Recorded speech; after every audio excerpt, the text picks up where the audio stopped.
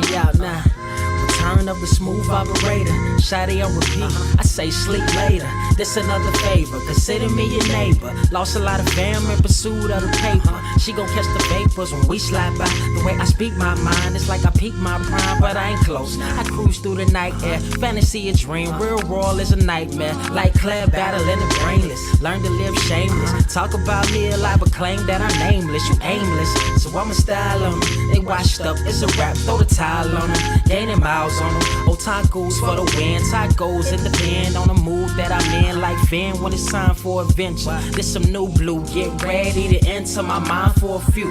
Come and take a ride with the crew. I'ma show you how to recoup days lost when you vibe with the blue. Come vibe with the blue. Yeah, about time to regroup. Fly, got my eyes on the view. Never hear lies, only truth. Realize why they vibe with the blue. Vibe with the blue. Vibe with the blue. Vibe with the blue. Vibe with the blue. Vibe with the blue. Vibe with the blue. Vibe with the blue. Vibe with the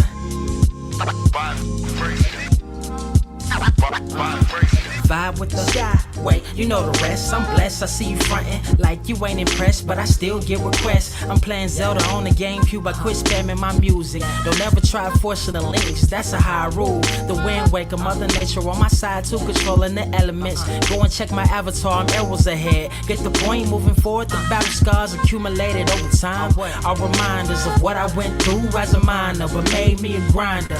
The trees broke down for this loose leaf. If life's a game of death, I'm Bruce Lee. Ooh wee.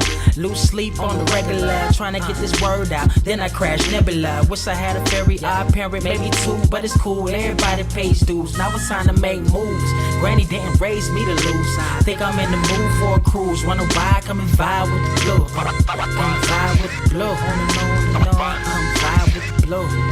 Come vibe with the blue. Come vibe with the. Check this out, y'all. I'm back spazzing like the elderly worth of my cousin Beverly. Never swear away from the truth. Just ask Heather, be weather, be tripping, starting to control like our destiny. Always give you the best of me until the death of me. My weaponry is a paintbrush. Hush, don't tell my secret. They get a hold of it. If you leak it, get it. It's cool. Got you covered though, look. But let me get back to that cool-ish, loose-ish. Why they still lying? They don't do this. Bad at board games, whole world clueless. Selling their soul for Roof Chris. Who's this honored fella? Need a slice, extra mozzarella. Crew fly, leg guy propellers. Humanity born like they don't trust fun. Why you dodge to tell her? You don't know, but my odds are better. Life's a gamble, depending on who holding the cards. You can start living at large or it's bon voyage. Charge it to the game. Me and you ain't the same. I'm thinking bigger pictures. Why you still shrinking the frame, ever blink in the rain? It helps when your eyes dry. Mob with the bright minds, think you funny, wise guy? Midnight marauder with a new tribe, tired of the fake. Come and vibe with the blue sky. Come vibe with the blue sky. Why do you try? We get them high. Take them high. What I do, come vibe with the blue. Yeah, come vibe with the blue. Pass what up? Vibe with the.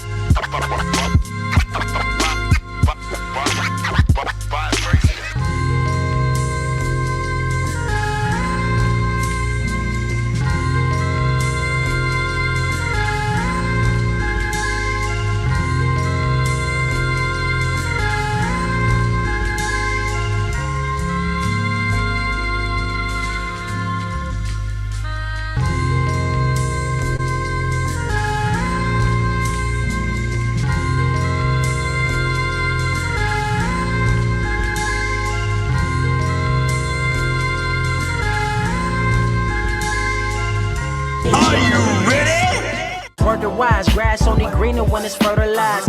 Gave them truth in these songs, they prefer to lies. Destiny beautiful, adrift in her purple eyes. You can't see me, you Stevie. Wondering how I reach more evolutions than Evie and make it look easy. Dream on, yeah. Dream on, dream weaver. Dream weaver. What is up, Earth's mightiest subscribers? It's your boy Ernie, Blerd Without Fear. We're back in the goddamn building. What's going on? We got the homie Carter Presents with us. What is up, pimp? It's hot. It's hot in LA right now. It's hot.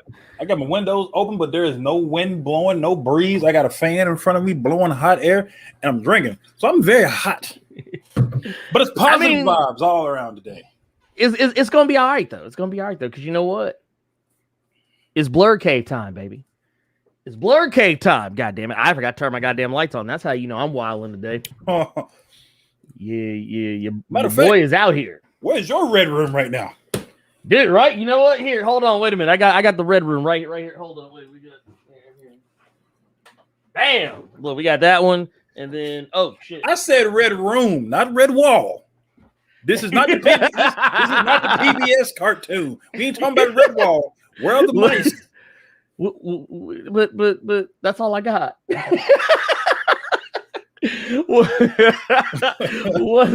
What's going on, everybody? In the chat right now. By the way, man, welcome to the proceedings.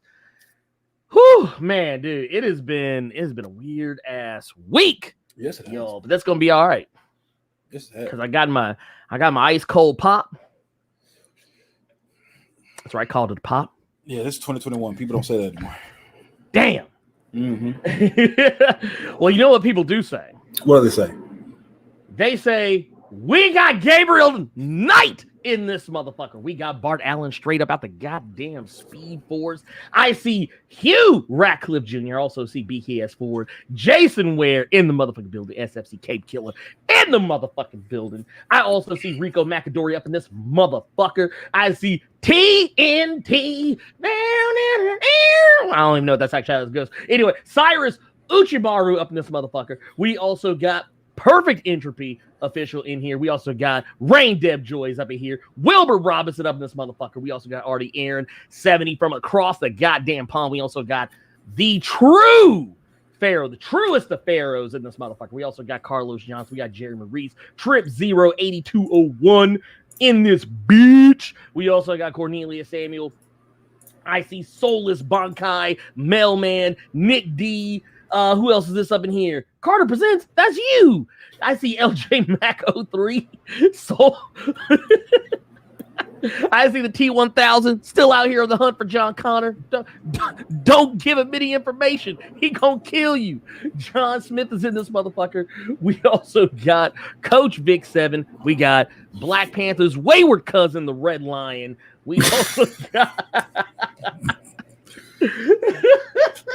we also got Kayla Wade. We also got Enigma 9x9, X-Trip, Chi-Town Dad, the Daywalker himself, Mr. Brooks 610. By the way, you know what, Mr. Brooks, I got something special. Oh God, just for you, man. I got something special just for you, Pip. I did this just for you. Ooh, so exciting, isn't it? We also got Malik Kennard up in this motherfucker. We also got Splosh, Wild Child 730 NY2 Vegas up in this some bitch. We also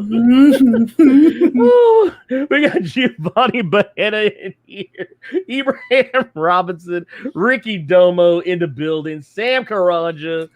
Oh my God, so many of y'all. Got Birdtown Music Group in the building, Mr. Yuri G. What's up, pimp? It's Demolisher in the building. Jason Davidson. We also got the re-up on the member. We got new member, the Human Porch. Thank you for coming to YouTube channel member. Welcome to Blerd Club. I fucked with the name. I love that shit. That's actually pretty fucking legit. We got LJ Brown. We also got Sincere James. And more importantly, and I will read the comment. I'm actually reading it right now. Yeah, I'm gonna here. Let's see here. Here, I'm actually gonna read it right now. Y'all thought I wasn't gonna do it. Oh God. You thought I wouldn't do it. Mm-mm. I'm gonna do it. Says Ernie, my favorite YouTuber. I know you probably won't read this comment, but I just wanted to say I appreciate your channel. You are one of the funniest people I know. You brought me back to the X-Men, and you know what? It's funny that you say that. I had to look at that comment myself down there. That's a pretty nice comment. Yeah, dude. You know what? And, Pretty nice. you know, just for that, you know what? Yeah, I'm glad you're back to the X-Men because Previously on X-Men.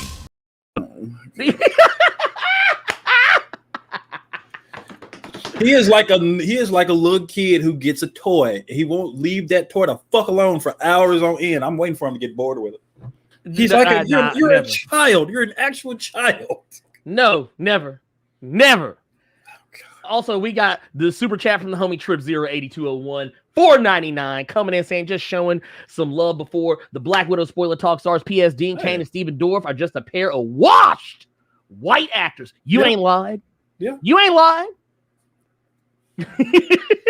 Look, actually, you know what I just thought about? You know the next one I'm gonna add Carter. Remember from the barbershop scene in Coming to America? Oh, with Arsenio Hall, he in the got that all that black ass makeup on his face. He's like, you ain't lying. That's gonna be the next one. Y'all no, it won't, but it won't though. I know it's gonna be the next one. Oh, what's gonna be the next one? If you have the X-Men intro, I'm surprised you ain't got Charles. Oh, I do actually. I actually do. Fucking knew it. If you ain't got Charles or you ain't got that scream, then I know something. Oh, I got that ugly ass. Dude, okay, so you know the Eric Andre, like the "We'll Be Right Back" junk? Yeah. I got that junk where like it'll just show Charles screaming and it'll freeze frame, be like, it had a "We'll Be Right Back." Ay, shit. I've been a busy man. SFC Cape Killer with a $5 super chat says, "Man, you do that now. I need that motherfucker always try." Hey, you know what? Don't think for 5 seconds. SFC, I didn't think about you, pimp. You already know. Some motherfuckers are always trying to ice skate uphill. You know I got you, man. Don't ever think that I ain't got you, pimp. I got you. I got you. Got you. Got you. Actually, you know what I'm gonna do? I'm gonna do some fuck shit real quick. Because wait, let me see. I'm trying to make sure it's not because I'm drinking. But I'm trying to see if my orbital sockets are deceiving me right now. We have what's up? Rico McAdory with a fake 1999 super chat to get his question asked. Look, you know, hold on, wait. Here, wait a minute. I tell you what we're gonna do. You know what we're gonna do. Here we're gonna do it. I got him. Because here's what we're gonna do. Carter, you gonna love this shit. How you put up 1999. Blerd, do you know any Abomination Hulk reading recommendations? Yes, Immortal Hulk. Is that what we're doing? we putting in fake super chats. That's what we doing. But notice I didn't sing it. Rico, I'm sorry. This. I don't want you to take any offense to this because I don't know how you look, but you ugly as hell to put a fake super chat to get your motherfucking question asked, bruh. He literally. Oh my God, there is no shame in his game. He literally put the 1999. 1999. Look, but see, I want you to know something. I didn't sing it. But guess what I am going to sing? Had he spaced it and put it under his name so you thought it was a super chat, I'd have banned him. Wait a minute. Here. Yeah. Here's because I'm going to show y'all how you really do. This is how you really do it. How? X-Triv with the 1999 super chat says just dropping a little bit in the offer and play before I have to leave before the Black Widow spoilers. I will catch y'all Monday. Hey, we appreciate you, pimp. That is fine. Trust, we're actually, full disclosure, what we're going to be doing, we're going to talk about Black Widow for about 30 minutes, give or take, maybe, depending on how much mileage we can get out of it. And then we'll go into spoilers after that. So it'll be a little bit further down. But don't worry about it. Still, Monday, I got you. We'll be looking for you. We also got Jason Davidson with the $5 super chat says my Disney Plus was slow, so I will drop out when Black Widow talk starts. This is just to drop some change in for my Blerd legal services. Hey, we appreciate you. You. You know what? And I did not say that, but I think I'm going to say that while we have everybody in here right now. Again, I said it in the Discord, but I was busy with work, so I couldn't really post it online on Twitter or anything like that. But again, Can we please give Ernie his flowers for finally coming out? He came out in X-Men of all places, Blerd Legal Services. If you need alien representation, you call Blerd. I'm proud of you. I'm proud of you. I'm proud of you. I didn't know your eyes were that goddamn big, but I am proud of you. I'm proud of you. I mean, you know, I'm out here, okay? Don't worry. I'm out here. I'm hella out here. Like I'm that dude. Yeah. And more importantly, what I want you guys to know is I'm not afraid. Do you understand me? I'm not afraid. I'm not, and you know what? And for those of you who don't know what we're talking about, I want you guys to bask.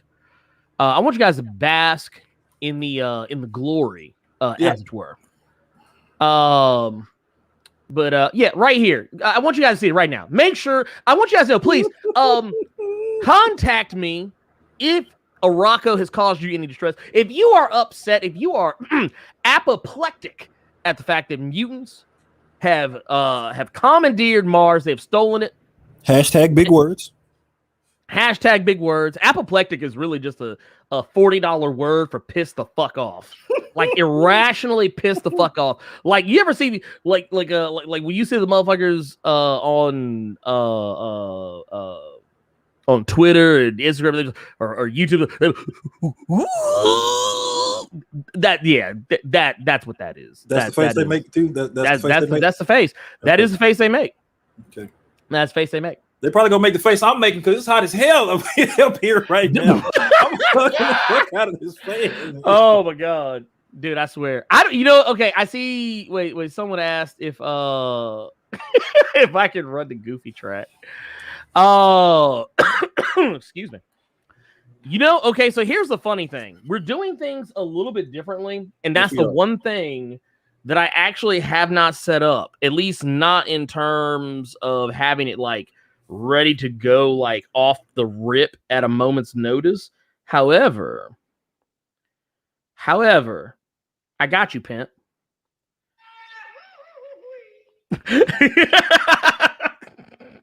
I have that motherfucker ready. I always have that motherfucker cocked, locked, and ready to go. But yeah, I don't have the sound, like, because basically the way we're doing things, the soundboard is just not running. Not that. No. Shut the fuck up, Goofy. Anyway, Pimp. Thank you, T1000, for that $15 super chat. By the way, we appreciate you. Thank you so much. But yeah, let's go. Let's get into it. Okay. We are going to be talking, like I said, we are going to be talking about Black Widow. Where this first part is no spoilers. Okay. No spoilers.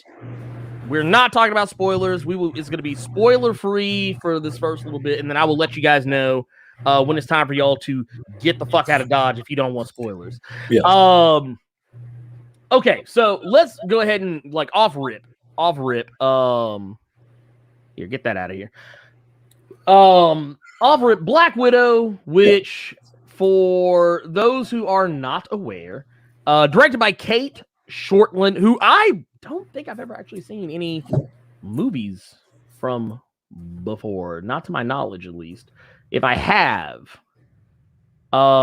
then it would be a surprise to all of us. But they're I don't want to say relatively new director, but they've just recently kind of hit the scene, and Marvel scooped them up like that, likely off the strength of a couple of projects they did prior. One of the main ones being like Brolin Syndrome, but which another thing I've also never seen. But that said, Black Widow, this is a movie, and this isn't a spoiler. This part is not a spoiler. This movie takes place between Age of Ultron and no, Captain America Civil War and Avengers Infinity War. Yep. So if you're wondering where this all fits in, this is precisely where it fits in. Basically, this is Natasha Romanoff being drugged back into her past. Yeah, we always hear Natasha talking about the red in her ledger, the red room, and The program that she went to, the Black Widow program that she went through, that basically caused her to not be able to have children. All that stuff, all of it comes back, rears its ugly head, and like it's one of those situations where she's like, just when I thought I was out, you pulled me back in. Yeah. And this is basically the swan song for Black Widow. I can go ahead and tell you right now, for the most part, this movie is about what? 2 hours. It's about 2 hours, a little over 2 hours. Yeah, a little over 2 hours, 13 minutes. 2 hours, 13 minutes. Mm-hmm. The main thing, I mean, I guess Scarlett Johansson, she's Black Widow. She's the same Black Widow that we've kind of always gotten, albeit in this movie, she has more screen time than what she would normally have. As far as her performances, everything, I mean, she was just more Black Widow. They did something really interesting with her, and I don't know, Carter, you may or may not agree with me on this one, but you know how people talked about Black Panther? Remember how everybody said that Black Panther was like the least interesting part of his own movie because like all the other characters were so like charismatic. And people saying some stupid shit like that. That was actually that's a criticism I've heard people say about the movie. Wow. That is actually a criticism I heard people say because people are like, oh man, T'Challa's kind of wooden. And it's like, well, yeah, he is wooden because he's not supposed to be funny. You're not supposed to like T'Challa. The only thing I used to hear people talk about when it came to him was you were wrong. Like he would just do that bullshit. That's the only thing people complain. Delete that footage. Delete that footage. But no, okay. I mean, yeah, no, there were people that were like, oh, like I would always hear people say like, oh, M'Baku and Nakia and Okoye and Shuri were way more interesting. It's like, well, yeah, because they're funny. Those are the characters, like, they're allowed to be funny because they're not Black Panther. Yeah. They're allowed to have a little bit of funny business. T'Challa, the funniest thing, well, the only intentional funny part that I think he had in the entire movie, the part where you're actually supposed to laugh at something he said, was when he's like, delete that footage. Like that was it. I mean, for the most part, everything else, he was pretty much serious as a heart attack. Yeah. Except for when he froze. I do not freeze. And then he froze. Motherfucker froze literally 5 minutes later. Yeah. But no, Black Widow is kind of in the same, or I would say Scarlett Johansson is kind of in the same boat for me in this movie where all the other characters, while I enjoy her performance, not saying she had a bad performance, not saying Chadwick had a bad performance either, but it's just one of those situations by nature of the type of character that they're playing. Yeah. Whereas, of course, Scarlett Johansson, she's allowed to have a little more funny business because her character is normally quotey fingers, cracking jokes or whatever. But the other characters around is where this movie sings for me. And that's like when you bring in Florence Pugh.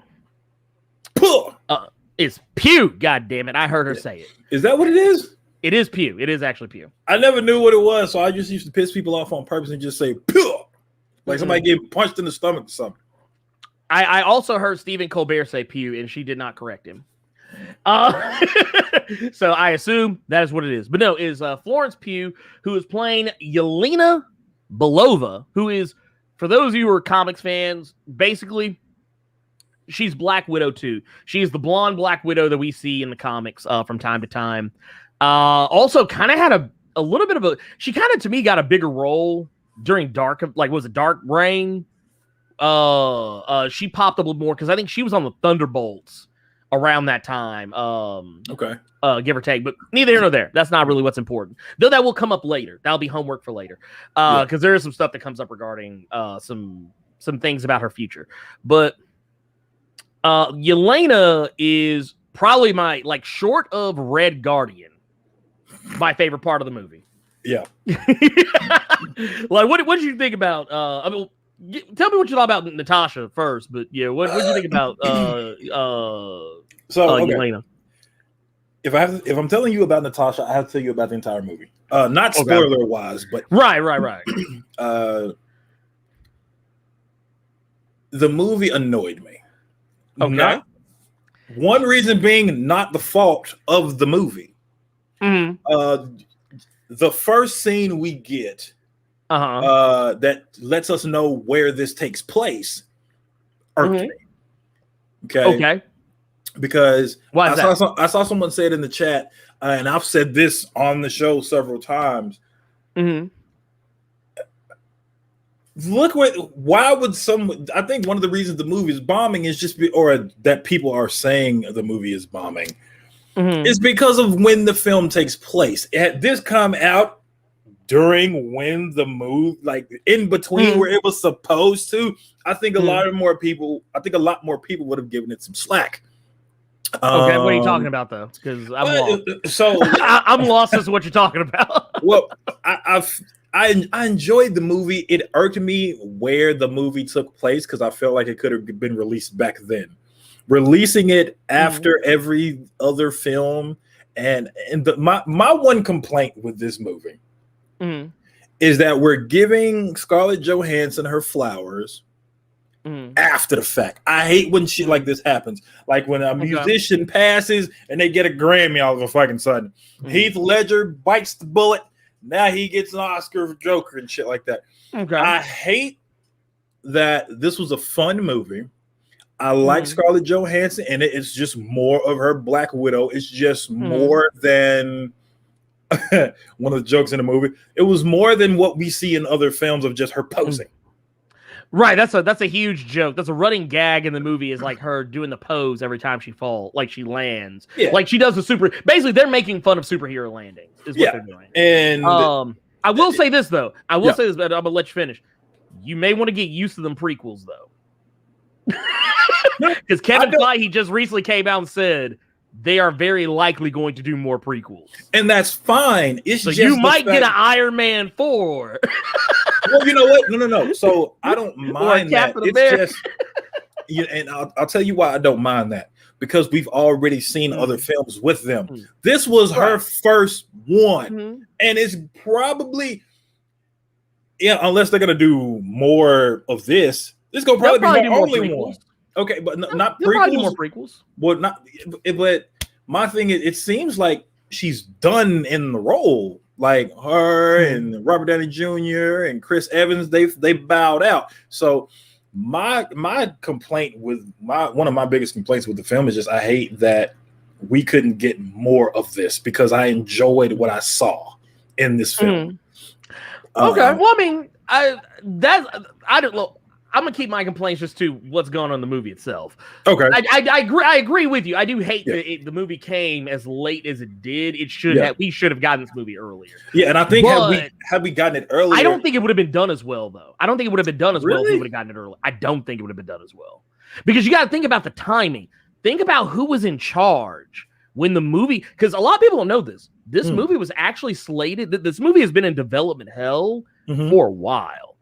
Joss Whedon was originally supposed to do something with this movie. If we'd have gotten, I mean, I'm not saying Joss would have done a horrible job. I mean, by my account, he made a very good Avengers movie, and I thought I actually like Age of Ultron. I don't hate it. I just think that I don't think it's the best thing ever. I just think I think it's just as good as the first movie, and I leave it at that. Okay. But the thing is, we would have gotten this around the time. You know, we always joke about Brian Michael Bendis. Depending on how Brian Michael Bendis wakes up in the morning, is going to determine whether or not we're getting a good story. Whether or not his wife kissed him, in the morning when he got up, his kid said, "Hey, Dad, we love you." He got maybe somebody the wife didn't overcook the bacon. The eggs had cheese in it this morning. This is what's going to determine whether or not we get a good project out of B&B. Joss Whedon is kind of the exact same way, and I'm not praising the guy because fuck him, he's a terrible person. But Joss Whedon is only as good as how he's feeling the day he's working on some shit. Okay. And honestly, you can say that about a lot of people. Yeah. But think about it. Let's try to keep it with the movie. That's fine. Okay, so if we're taking that part out of the equation, just how I feel about that, and it was fine. It was fine. I don't think. Was it something to go see at the theaters? Had it come out after like Civil War? Yes. This was something to see in theaters. I wouldn't go out in a pandemic to go see this movie. I wouldn't risk it all. I wouldn't risk my personal health and the health of my family to go see this in a theater with people who likely didn't go vaccinate themselves. Well, I'll put it that way. Let's take that out. Let's take that out. Is it an enjoyable 2-hour movie? Yeah. Yeah, sure. I enjoyed the shit out of it. Is Look, it I'll put it this way. Yeah. I was high off of cold medicine when I was watching this shit, and I stayed awake. Yeah. I was on sleepy time medicine and managed to stay awake for the whole thing.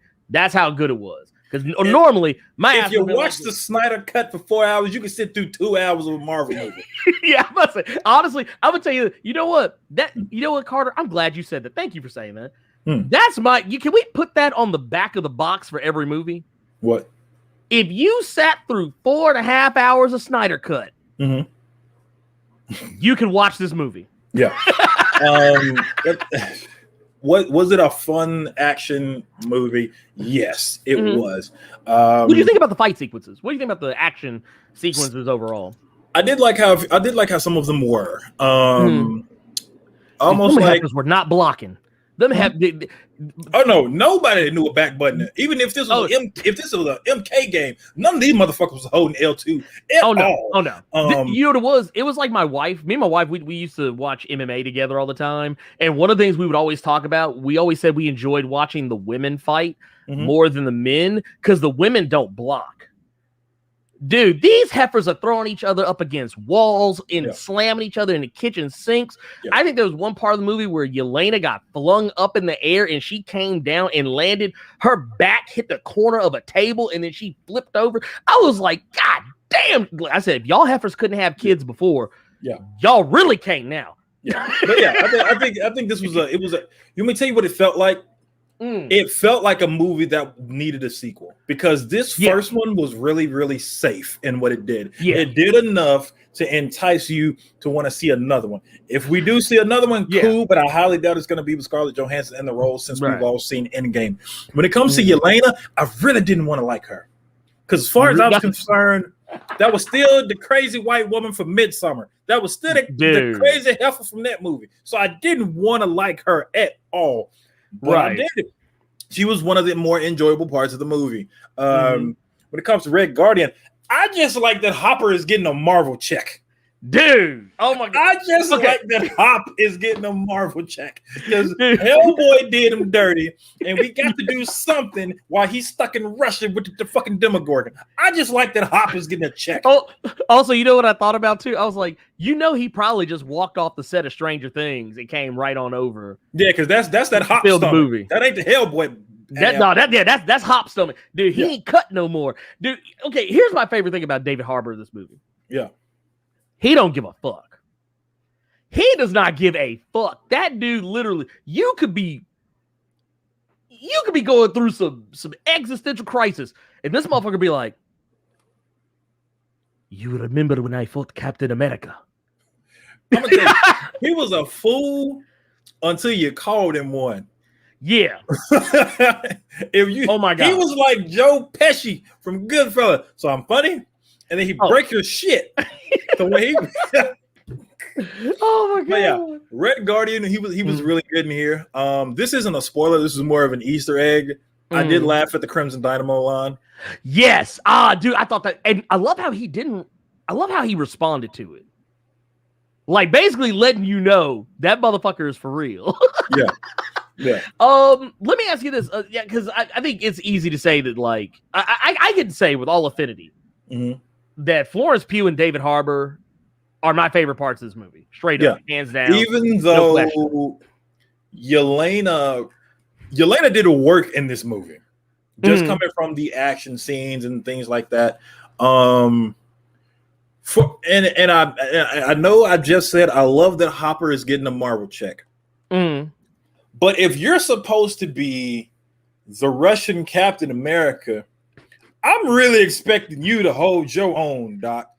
Oh, dude. I know that this movie is all about, well, I'm not going to say the movie is entirely about female empowerment and what have you, but if you're supposed to be, you're a super soldier. Let's put that out there.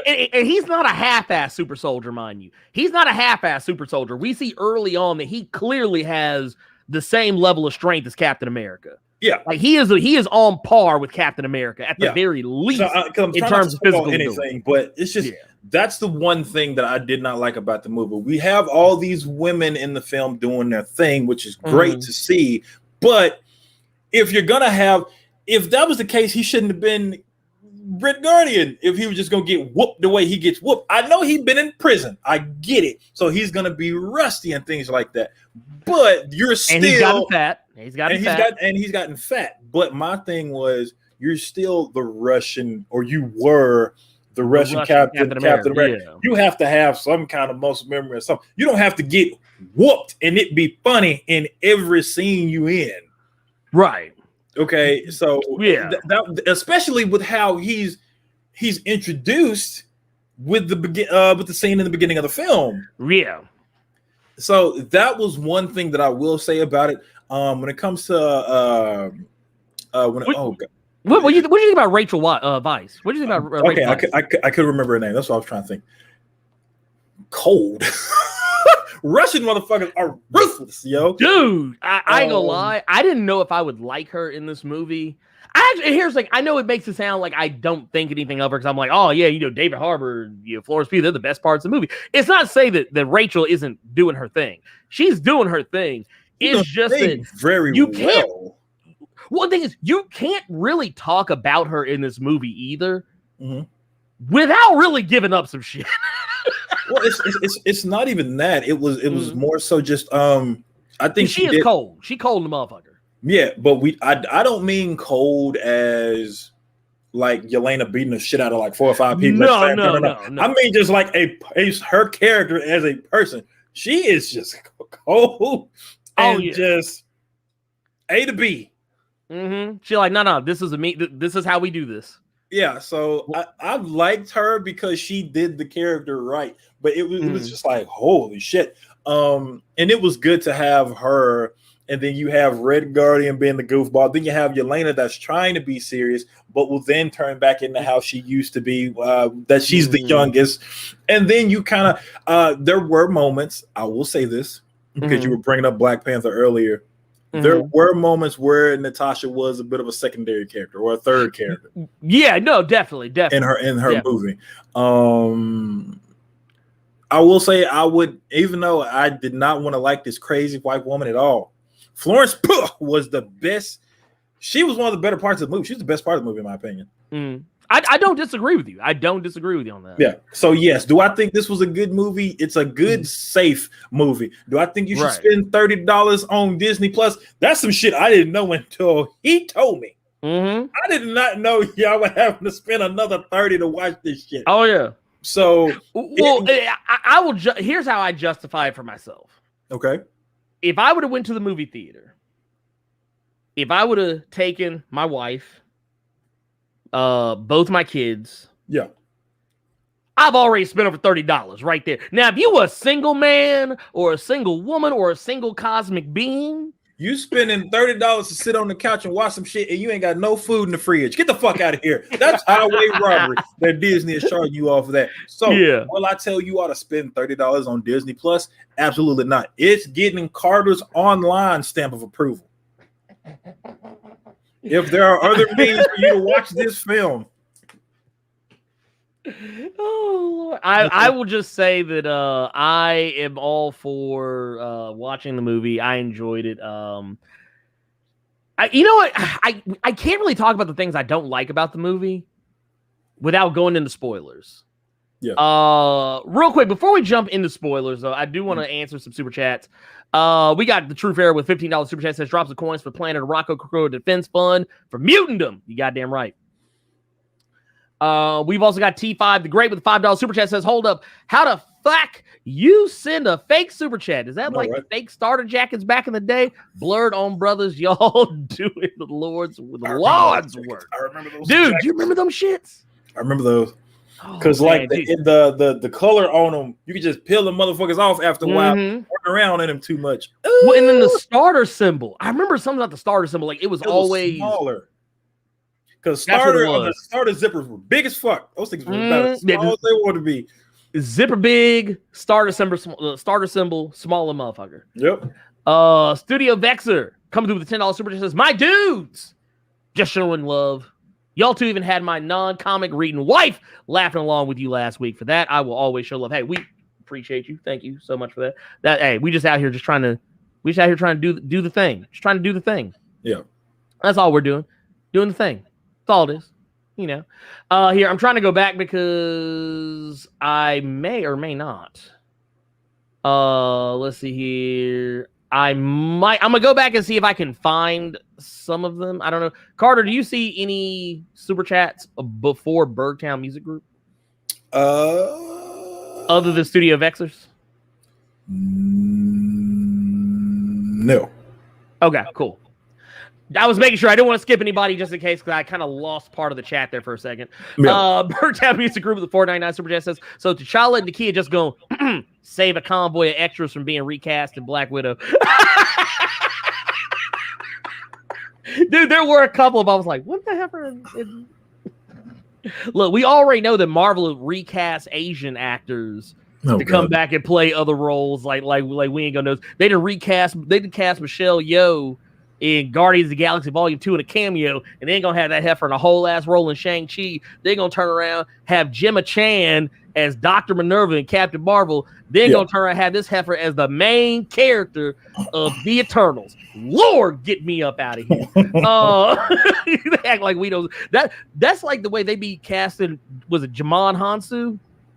Is that how you say it? Jamon Hansu, dude. No, that's how you say it. Yeah, you know that motherfucker in like 2 or 3 different DC movies.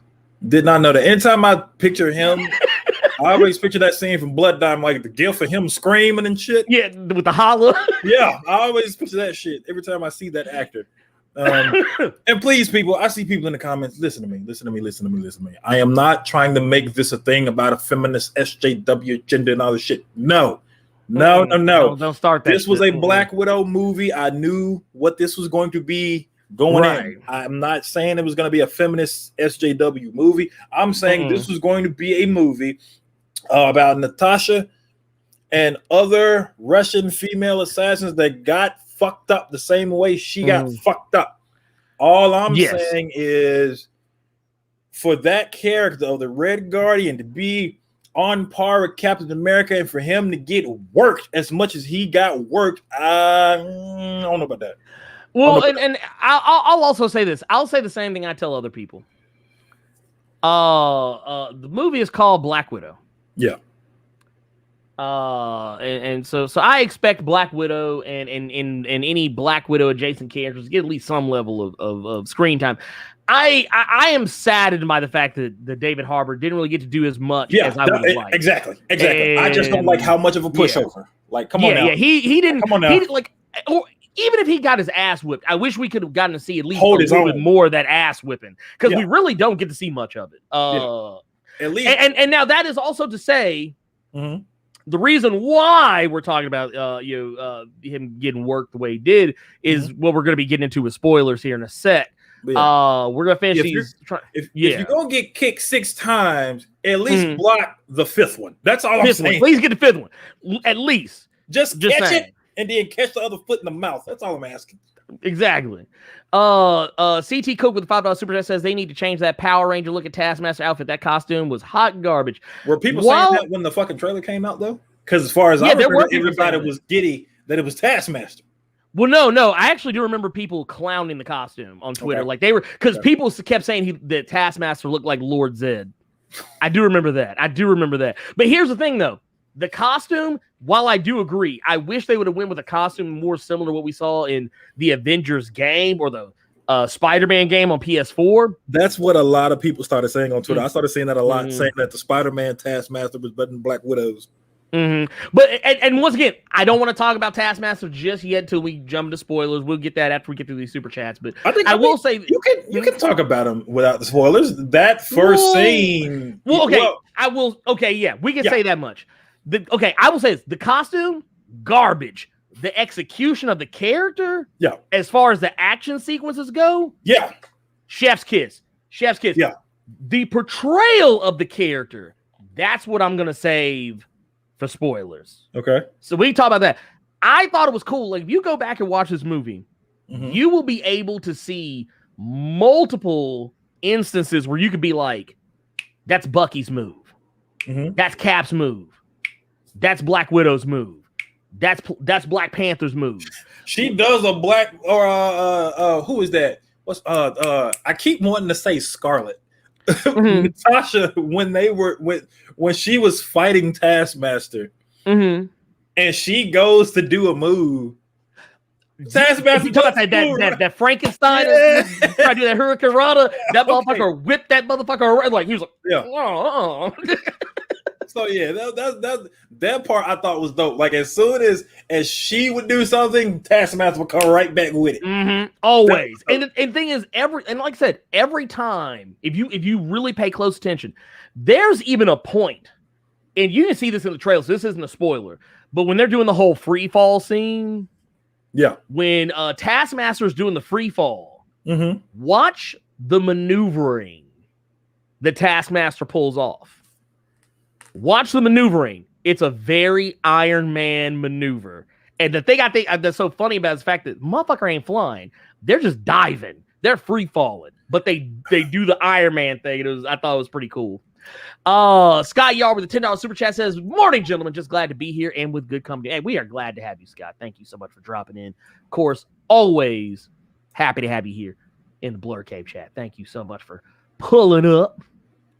Here, I'm looking through. I'm trying to make sure. Oh, man, we have a whole lot of super chats. I did not realize exactly how many we had. Jesus Christ. Wait, where'd it go? I lost my place. Here is one from Shark King. $5 super chat says hashtag recast T'Challa. Sorry, that is not going to happen. Not yet, anyway. But I hate it for you. I forgot about that, dude. Blackgate Comic Geek brought up something very that I almost forgot about. Don't forget recasting Alfred Woodard in Civil War and Black Mariah and Luke Cage. That is another thing they did do. They did do that. They did do that as well. And it's one of those things where like it was so weird because when you see her in Civil War, I was like, is that Black Mariah? Who is she supposed to be? Is this a because I remember some motherfuckers saw that shit and were like, ooh, is this connecting the MCU and the Marvel Netflix? Civil War, yep. Nope. That was, look, she just happened to get a check. That's all that was. That was rent. That was Alfred Woodard getting her rent check. That's what that was.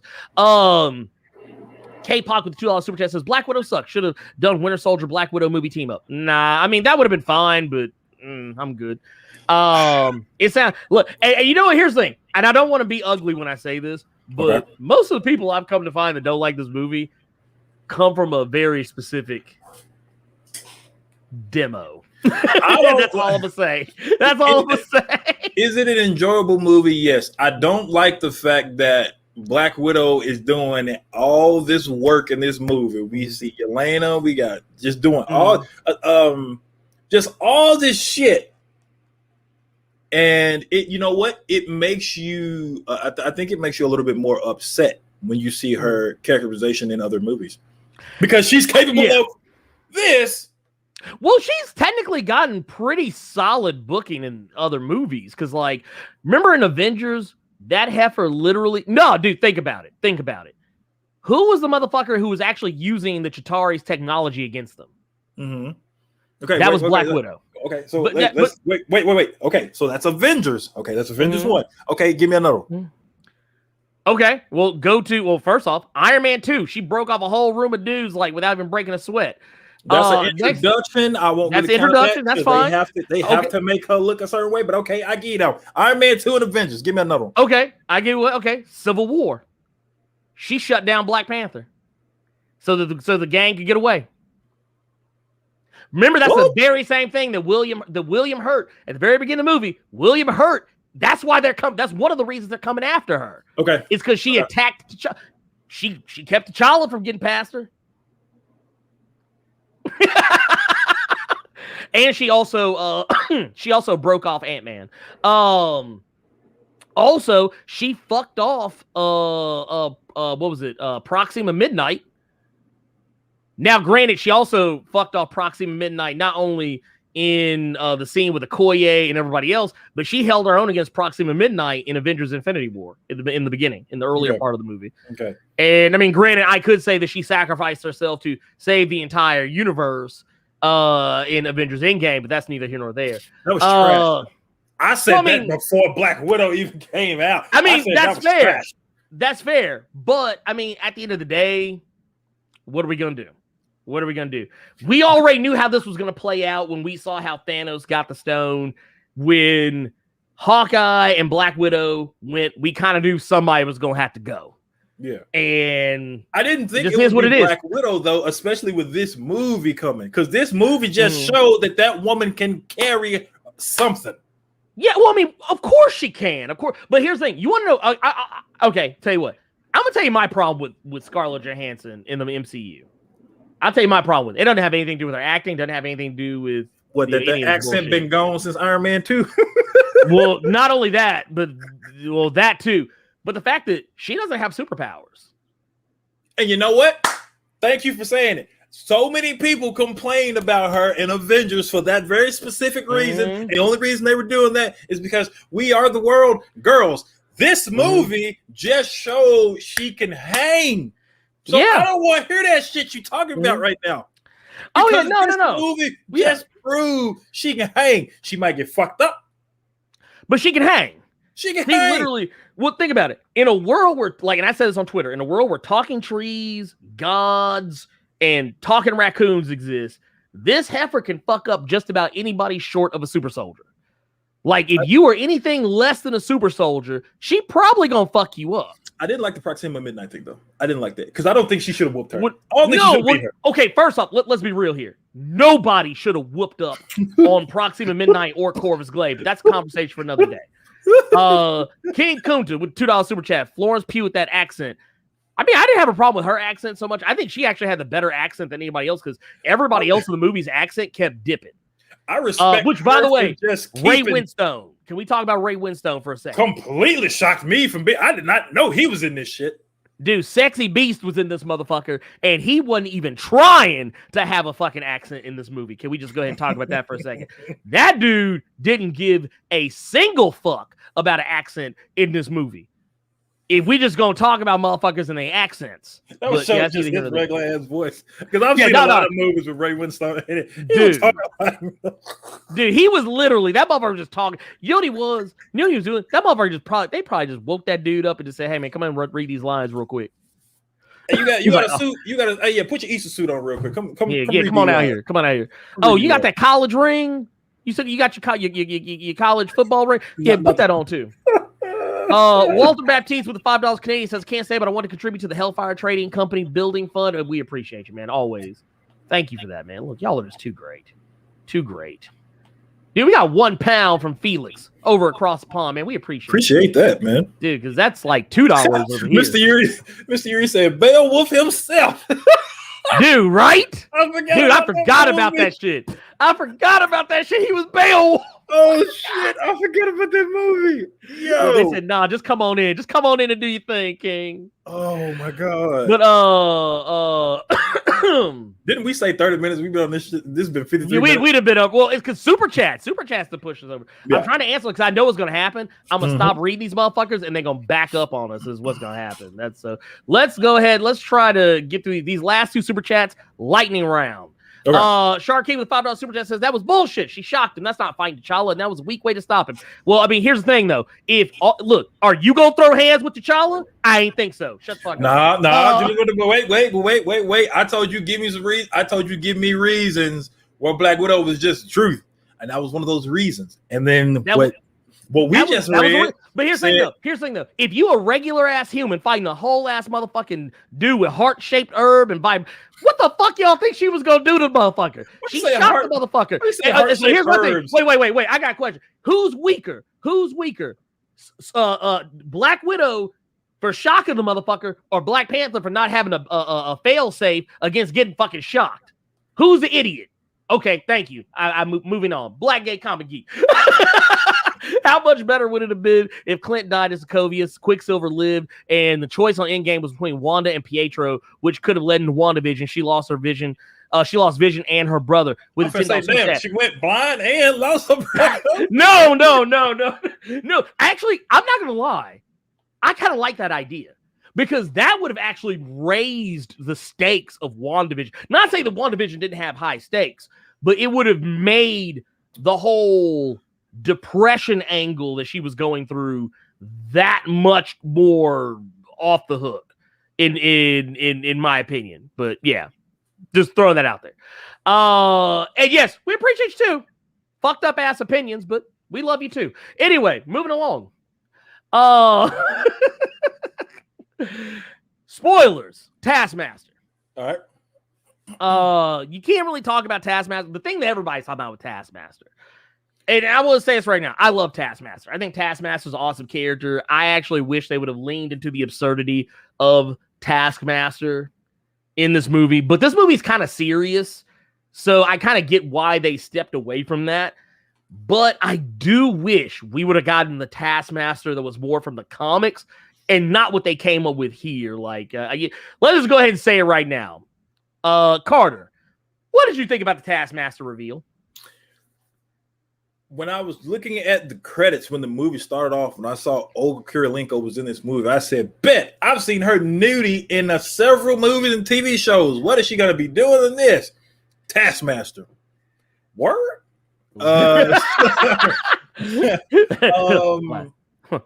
real? Yeah, I've seen her lady bits in several things, so I like Olga Kurylenko. Here's my thing. A lot of people who keep saying that they wanted to see the Taskmaster from the comics. Let me go ahead and say this, and this is me speaking my piece on it. Mm-hmm. The one in the comics ain't really all that interesting. A lot of people don't know fuck all about him except that he has photographic memory and he mimics people. If he was really a top dog, a lot more people would know about him. A lot of motherfuckers don't know about him with the exception of Spider-Man, Marvel vs. Capcom 3, and what other video game was he in? I mean, you said the same thing about Rocket Raccoon. Nobody knew the fuck. The only reason people knew the only reason people knew who Rocket Raccoon was, like when Guardians of the Galaxy, that trailer came out. Yeah. The only reson people were like, oh, that's the raccoon. They're like, from fucking Marvel vs. Capcom 3. So that's not really a fair assessment. No, what I'm saying is, I'm not talking about like people knowing who he is. I'm just talking about just being a character. No, but what my point is, all these people that are saying, hey, man, they should have just got the one from the comic. You don't even know what the fuck that character was. You just don't like the fact, I'm going to just keep it straight up, in my opinion, you don't like the fact that when that mask came off, it was a woman behind it. I didn't care about the woman. I didn't care about the woman part of it. It just that them making it. Here's the thing about Taskmaster. Taskmaster, you may think that he has like nothing to offer, but here's the thing. Taskmaster has a personality. Taskmaster, like, whatever it is you think about it. Whatever it is out of here. Dude. Okay, bullshit. Not have a personality yes, he until does. Fucking King in Black in that. No, he didn't. No, that's a lie. That's a lie. You a lie and the truth ain't in you. Even going back like towards like Civil War, he had a personality. The guy, you may not think so because you, sir, probably didn't read any of Taskmaster's actual comics. And hell, he even had a miniseries just recently where he proved he had a personality. He's been in Deadpool comics where he's had a personality. He has been in tons of shit. He has a personality. It might not be something that you jive with, but he does have a personality. Regardless of whatever you think it is, he literally, the dude, his whole thing is just that he makes bad choices. He makes bad choices. He occasionally cracks jokes. He occasionally gets his ass whipped. Actually, more often than not gets his ass whipped. Hell, they basically use this dude as a litmus test for how badass a motherfucker is. Every time I read some comic, it's always like, oh yeah, so-and-so broke off Taskmaster. Okay, so I said King in Black and the miniseries that you kept talking about. Those are two recent things. Those are recent, but I said Civil War. I also said Civil War. And Civil War. I know what you're talking about. Civil War. Wait. When did Civil War come out? When did Civil War come out? When did Civil War? Let's look this up. Let's look this up. Civil War comic. Let's see. This was 2006. Yeah. 2006. When did King in Black come out? Help me remember. 2020.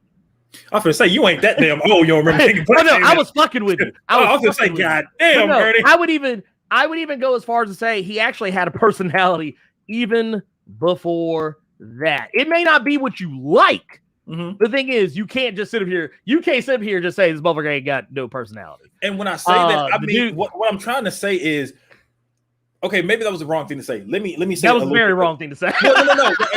What I meant was, no one cared. Okay, that's what I'm saying. Until mainstream audience probably didn't, well, because they didn't know who the fuck he was. Mainstream audience wouldn't know he was. I mean, but I'm not basing the character's value on people knowing who he is. No one knew who the fuck the Guardians of the Galaxy were, and now people love him. But I'm talking about the one thing I've always said is I'm talking about regular fucking moviegoers and all these dickheads I see on Twitter complaining that they should have just got the one from the comics. We don't even know who the fuck the one from the comics was. They might. You don't know. They don't. You have no idea. They're just upset because it was a chick when they took the mask off. I mean, they probably are, but what I'm saying is I'm upset too, but not because it was a woman. I just think it was. I know why you mad, because you recommended the fucking miniseries. What shit? 3-4 fucking times on here. Well, I know why you mad. I'm talking about why other people are mad. Yeah. Well, but the thing is, my whole thing is that like we can't always judge. Like if we judge every character based on the fact of whether or not anybody fucking knows them, like that shit isn't really important because that's what Marvel does. Marvel takes a character people don't know anything about, and then they put that character in front of people. They get to know them. How many people actually do who the fuck the Scarlet Witch was when they actually put that heifer in the post-credit Age of Ultron or Quicksilver? People that general audiences don't know the fuck those characters are. Hell, most general audiences did not know shit about Iron Man until 2008. Let's keep it a buck. Keep it a buck. You going too far back. I'm not going too far back. I'm just because you're not understanding. No. You're not understanding my point with this. I'm talking about mainstream people. I get what you're saying. I know what you're saying. That's all I'm saying. They didn't give everybody that I knew that went to go see Blade. Most people didn't know fucking Blade was even a comic book. But that's what I'm saying. You can't just judge a character's worth based on whether or not people know who they are. No, that's my point. That's my whole point. But my whole you could use that logic all you want, but I mean, it's just a silly logic to use to judge a character's worth. Yeah, but I'm just saying, did I like how Taskmaster was in this movie? I see what they were trying to do. They were trying to keep it all revolving around Natasha. That's fine. They're trying to keep it serious. They're trying to keep the tone of the movie serious. Well, see, okay. I mean, they were. It was heavy subject matter. If you had Taskmaster cracking jokes and being goofy and silly in this movie, especially when you already got the other characters kind of doing the same thing from time to time, it would have made it seem like Taskmaster as a threat wasn't that big a deal. And let's be real. He's not even the Taskmaster as a character is not even the villain of the movie. It's Dreykov. But Dreykov is the actual villain. Okay, what I'm saying is Dreykov being the villain, cool. That's fine. I could take it or leave. He was your stereotypical kind of mustache twirling villain. He was a Bond. And then apparently the motherfucker, he fucked up Purple Man at some point because now this nigga got pheromones. But keeping it on Taskmaster for a sec, I'm talking about mainstream people. Everybody likes. I get it. You keep saying it. I know what you're talking about. I know. You're saying mainstream people. I didn't want us to go back and forth, and I see people in the chat talking about, man, you're wrong. What about this comment? This comment? Listen, to what I'm saying. The thing is, I know you're talking about mainstream people. They know you. Some of them, the angry ones. The angry ones.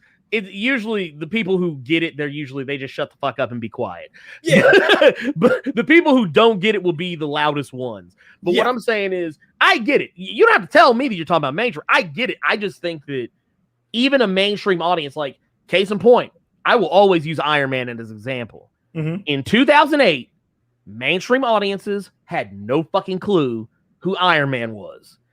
Not like most people had no fucking clue. And here's even to more your point. Yeah. Iron Man in the comics didn't develop a personality until after that movie came out and they started making him more like Robert Downey Jr. Prior to 2008, Iron Man's claim to fame was that he was alcoholic. Yeah. But that was his whole he was rich. He had an iron suit, alcoholic. Yeah. And he had a black best friend. Okay, that's it. But you bringing up Tony and shit like that, but that's not what I'm talking about. What I'm saying is that's not what when that trailer came out with Taskmaster, people got fucking hype. They thought it was cool. But then when you watch the movie and you see it's Olga Kurylenko, then you got in your motherfucking feelings and started saying that they should have brought so-and-so from the comic back when you didn't even read the comic. You watch Walking Dead, but you swear up and down comics are for fucking kids. Stop that shit. That's what I was trying to get at. And then let me think is we've been doing this ring around the rosy. I know what you're getting at. I totally get where you're coming from. I'm just saying that the argument is we don't know, because there are some people I know who read the comics and legitimately feel that it was not a good move, and there's people who read the comics and thought it was a good move. It's just the thing is, are those people probably mad that it turned out Taskmaster was a woman? Yeah. Most likely, very most likely. But once again, I don't think that's a blanket statement. It's because like I said, case in point, outlier. I completely don't give a fuck that it was a woman. You could have had a female. Case in point, spoilers for Captain Marvel. The fact that Marvel, the original Captain Marvel in Marvel Comics, is not a man. They're a woman. So it doesn't surprise me that there's still motherfuckers that are running around here saying, "It didn't surprise me that they did this." It's still people running around saying, "No, Marvel with Jude Law."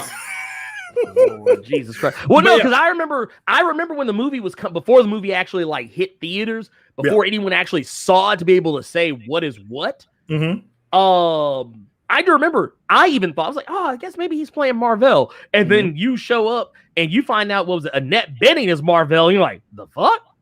Yeah.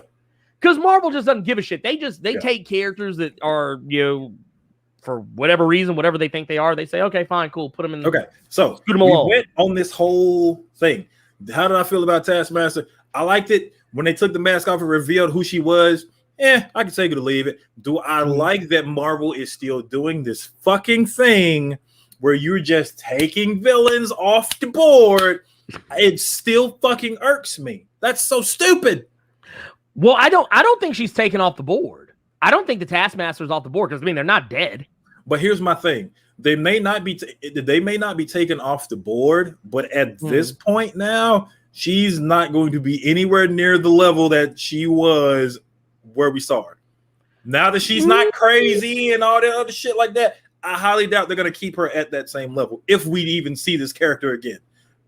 You never know. Well, let's talk about this then. The post-credit scene. Okay.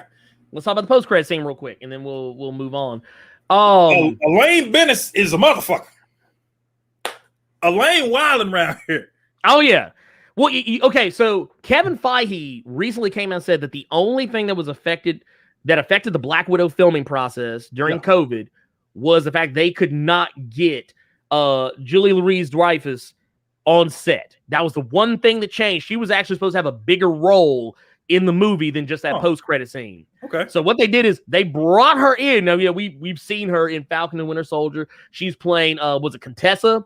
Yeah. And it's crazy because they basically took what we saw in Falcon and Winter Soldier, the way that she was recruiting U.S. agent.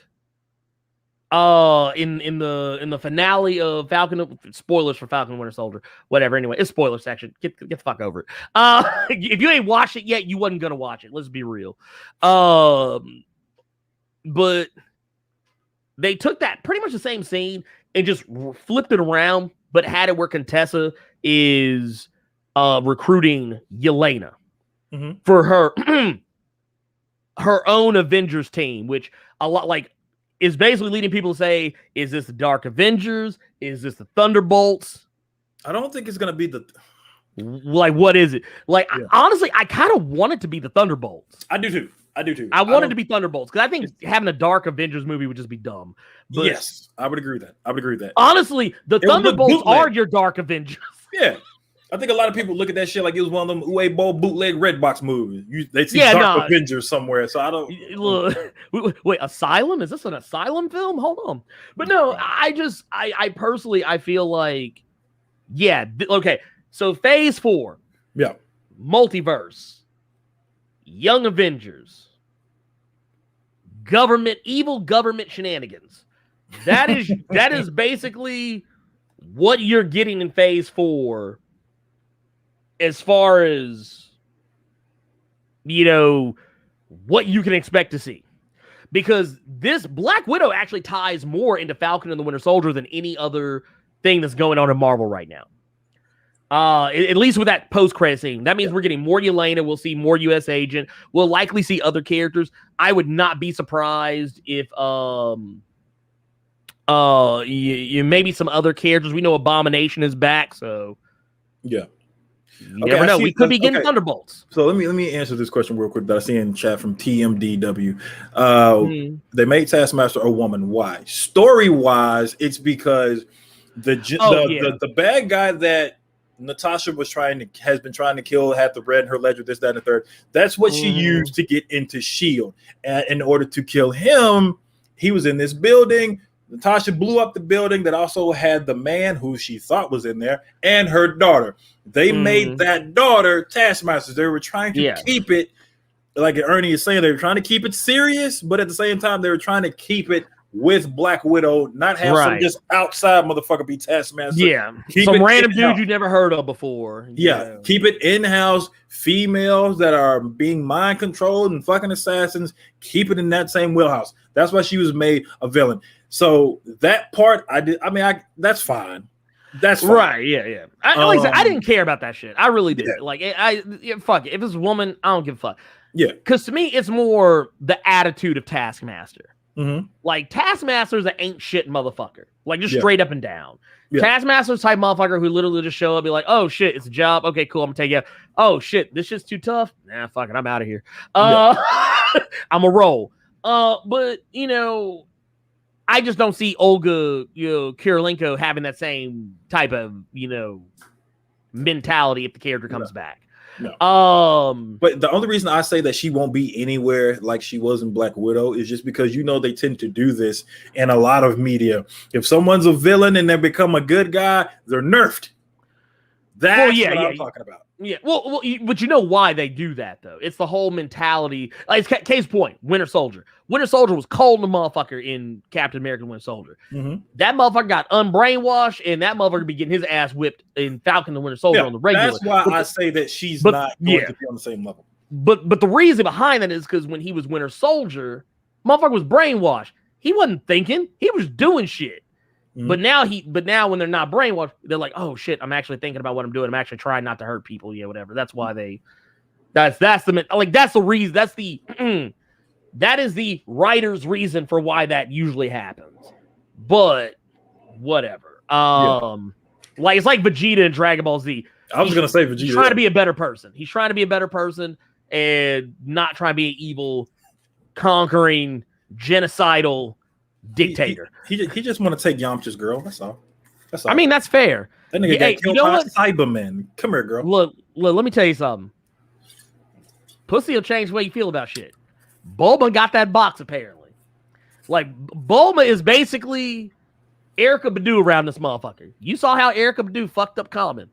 Yamcha didn't go crazy. Yamcha just went even more slow. I mean, that's what Bulma does. She makes you slow.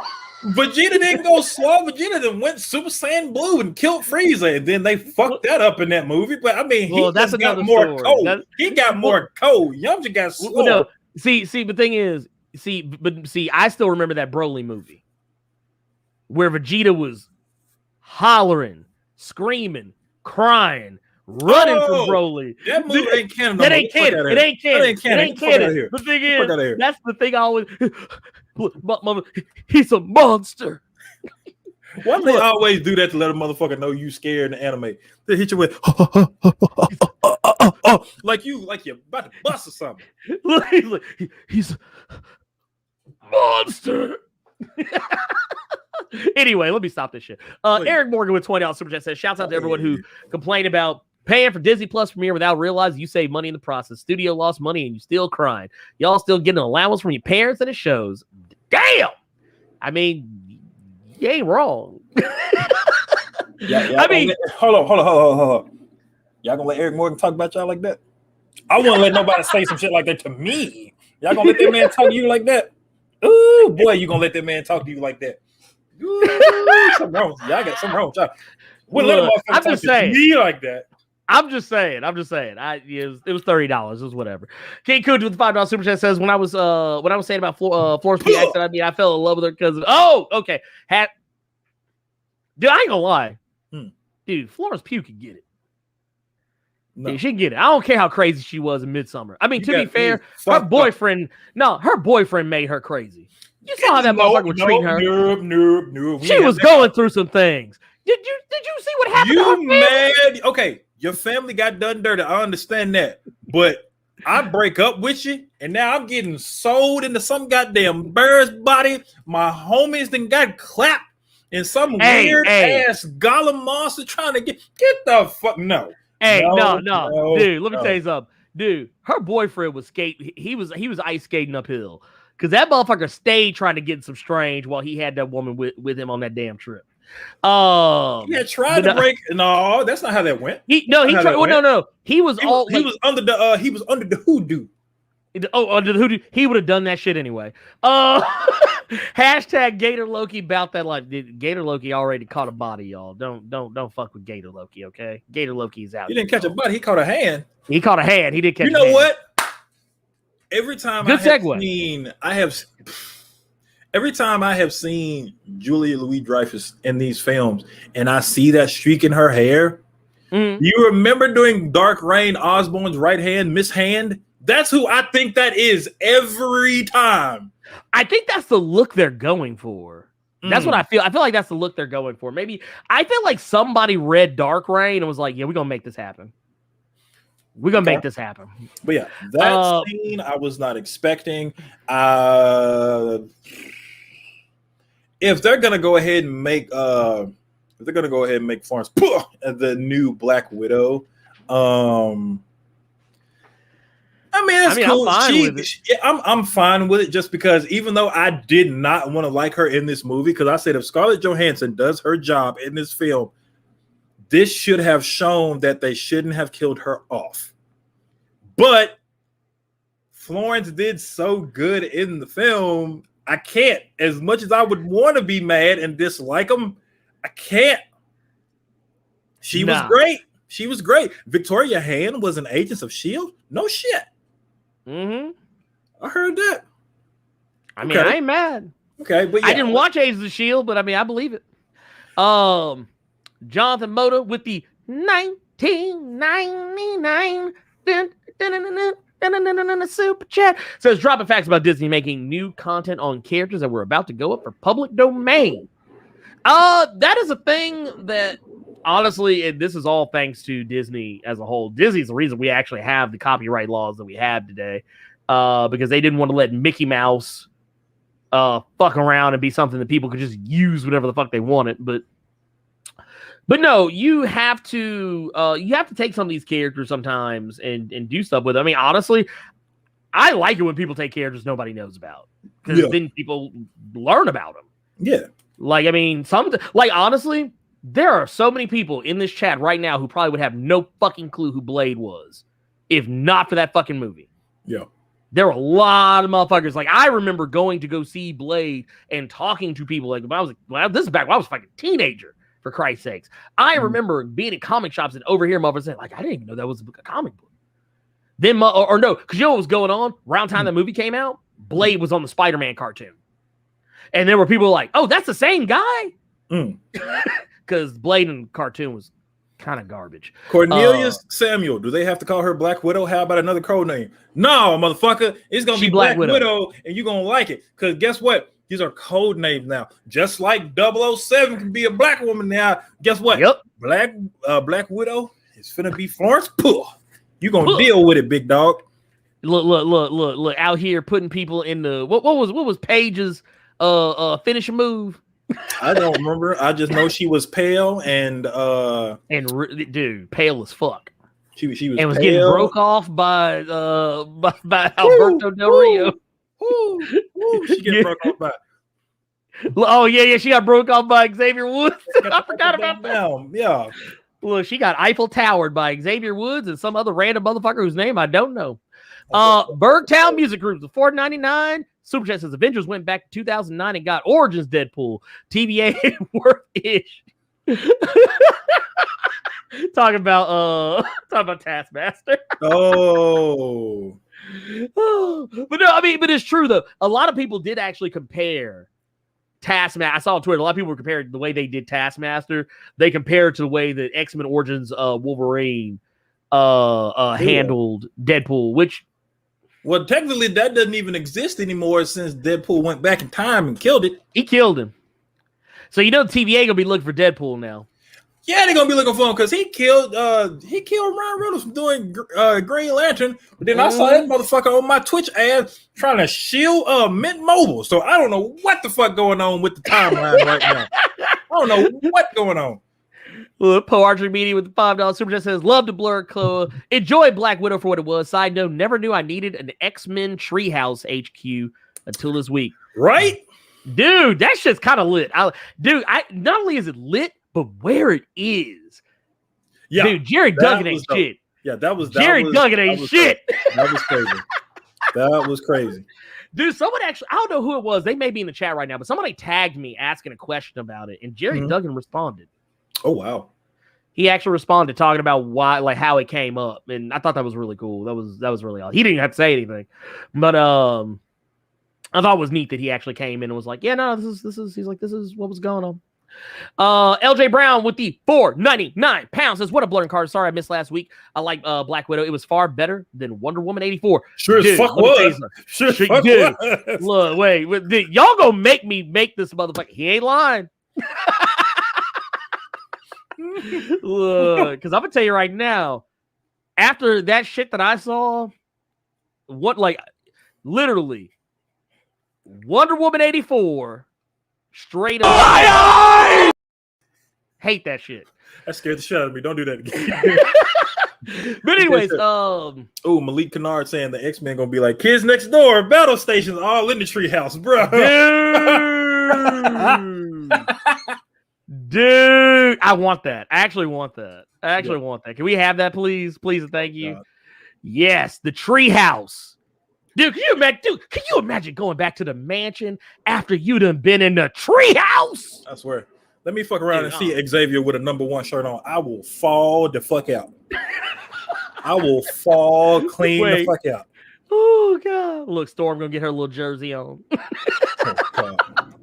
Look. And can we have Cree Summers voice her, please? I was going to say, she said she will be every black woman ever. Dude, every cartoon. She ain't playing. Ever. All right. Let's go. Somebody brought up Loki, so let's talk about Loki episode 4, Journey into Mystery. Yes. Real quick. Oh, I just realized what that segue you thought I did was. God damn it. That was a good one.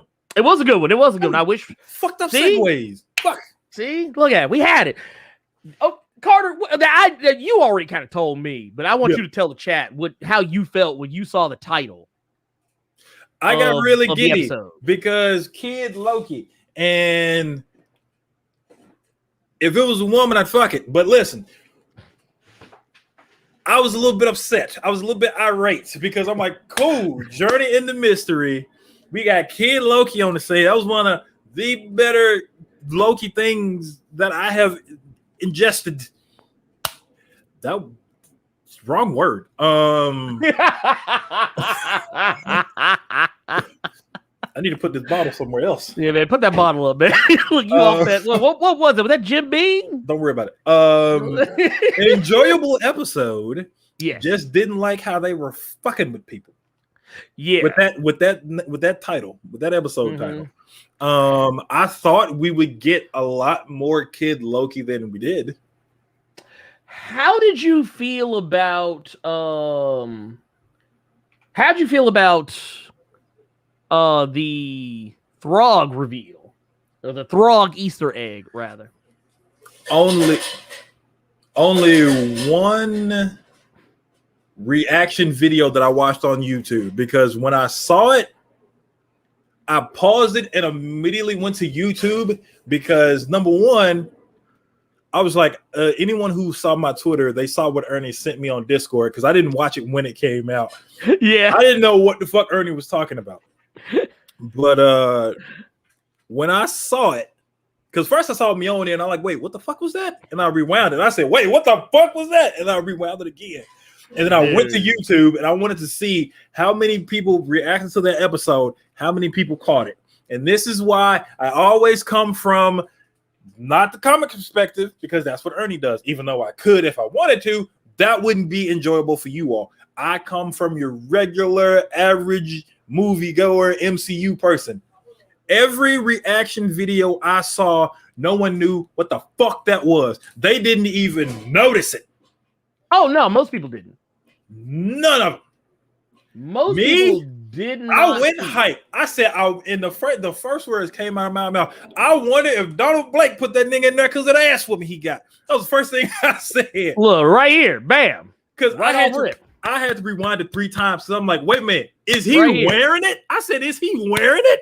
He wearing a drip. He got the cape, the helmet, and you can see it right here. Mjolnir. There's a handle of it right there. Mm-hmm. Right there. And also, did you catch this right here? T365. What is that? That is the first appearance of Throg. Oh, Thor number 365. Okay. But yeah, that was the first thing that came out of my mouth. I said, I wonder if Donald Blake put his ass in there. Dude. Because of that ass he got. But yeah, that's what I'm talking about. That's when I tell you all the perspective I'm coming from. That's why I don't want you all to get in your fucking feelings about it. I know what this shit is, but just watching all these people's reaction videos and shit like that, only one channel knew who that was and got excited. Oh, here's the other thing I wanted. Did you catch the helicopter? Yes, and didn't like that was so random. It was so random, but I love that they did it. Yeah, look, if you see it, this is the Thanos helicopter from, I think it was in his first appearance. I think it was Invincible Iron Man number 55 or some shit like that. But yeah, I thought that was cool. That was really cool. I like what they did with this episode. I love the fact that we got an MCU fan theory. Okay. In the form of Richard E. Grant come to life. Because that's what that was. The whole thing with like the older Loki, he was that fan theory that people had with Infinity, where they're like, oh, maybe Loki just uses magic to make it look like he died, like he did in Thor: The Dark World. He just uses a trick again against Thanos because Thanos made a point to call out that, oh, no tricks this time. Yeah. I was like, oh, basically, yeah, he's the fan theory come to life. He's that part of the multiverse. Like, he's basically affirming the fans who think about, oh, well, what if Loki just survived? Mm-hmm. And then motherfucker was like, yeah, I just lived at the end of time. I didn't give a fuck. I'm good. He's like, I got bored. I wanted to check in on Thor. And it was a Kid Loki, dude. I liked Kid Loki. I wish we got more of Kid Loki. Kid Loki was dope. I liked Kid Loki a lot. Alligator Loki, though, my God. I'm gonna ask you something. Did you see? And I could be wrong about this. You see Tribunal Head? Wait, you talking about from the TVA? No, when they were showing the lost Black Smoke Monster was doing shit, but the head of the Living Tribunal was right there. That was another one. I was just like, oh shit. Dude, let me see if I can I'm trying to see if I can actually find the image of it here. Let me. So that was another one I caught, because when I saw this is making me want to go back and watch other episodes, to be perfectly honest, because when I saw Throg, I said, okay, if they did that, they did more of that. So yeah, here it is right here. Okay, cool. I caught that one as soon as I saw it, because I was looking for Easter eggs in the episode all of a fucking sudden. Right. Because when they did Throg, I said, okay, now I got to watch this episode with a fine-tooth fucking comb now. I can't even enjoy it no more because I got to find everything now. So when I saw that head, I thought that was dope. Oh, no, dude. I fell the fuck out I fell the fuck out when I saw that. Like there's lots of little shit like in the show that just like, I'm just like, bruh. Yeah. Y'all are really doing the Lord's work. Y'all did the homework. And because these things aren't little things. I think the Thanos chopper probably, but like everything else, like stuff like the Living Tribunal, stuff like Throg, things like of that nature. I love that. This is why Loki works. It embraces the absurdity of comics, and that's what I think I think that's what makes the show good. It embraces absurdity. I need to stop reading chat. I need to stop reading chat. Oh my god. What happened? Jason Davison saying, I thought the episode was great, but I didn't like the holding hands and defeating monster with Care Bear magic. They did that in Guardians of the Galaxy, and I hate that stuff. Okay, they did. To be fair, you are correct. They did do that in Guardians of the Galaxy. Yeah. Dude, that actually comes up more often than not. They did that shit. I mean, and this is not a movie, obviously, but I remember when I was rereading Maximum Carnage and doing videos on it. Yeah. They did that shit in Maximum Carnage. That's how they defeated Carnage. They hit that motherfucker with a Care Bear stare. They actually did. No bullshit. They used the device. All the motherfuckers were holding on to it and shooting a beam out the motherfucker. It was like, I was like, bruh, but no, I definitely want to see. I definitely want to see. I can't, dude. The next episode. This is the last episode. Yeah. Next week. Yeah. This week's episode 6 will be the last one. Dude, I'm calling him. I think we're gonna see Jonathan Majors. No, we don't. I think we're gonna see Jonathan Majors at least in a post credit. No, we won't. Nah, man, dude. Yeah, I guarantee you we won't. Oh shit! This man said, "Oh wait! Are you Vince McMahon? Are you Vince McMahon?" All of a sudden, this motherfucker said he guarantees. Yeah, I guarantee you that we, under no circumstances, will see Jonathan Majors in this episode, and that's all I got to say about that. And that's the bottom line. Yeah, I didn't even go that far. You ruined it. Look, see, I'm just saying. I'm just out here, man. I'm out here. Here, let's see. We got another one here. This is from Black Gay Comic Geek. Said, with the $10 super chat, says, my only problem with the X-Men thing, and it's not really a problem, but you got this mostly white team calling their headquarters Seneca, which was mostly Black Town, gentrification, LOL, hashtag give me my whole Black X-Men team. Hey, first and foremost, if Al Ewing was writing this, you'd have gotten that. Because Al Ewing had the balls to give us an all-black Avengers team. That motherfucker don't care. Al Ewing will do it. He'd be like, no, put all the black folks in. Give me all the black. So here's the thing. Nobody else is using them. I give him points for Captain America and the Mighty Avengers, but then I take those points back because he had Greg Land on art. Well, look, man, we all have our looked fault. the same. Goddamn.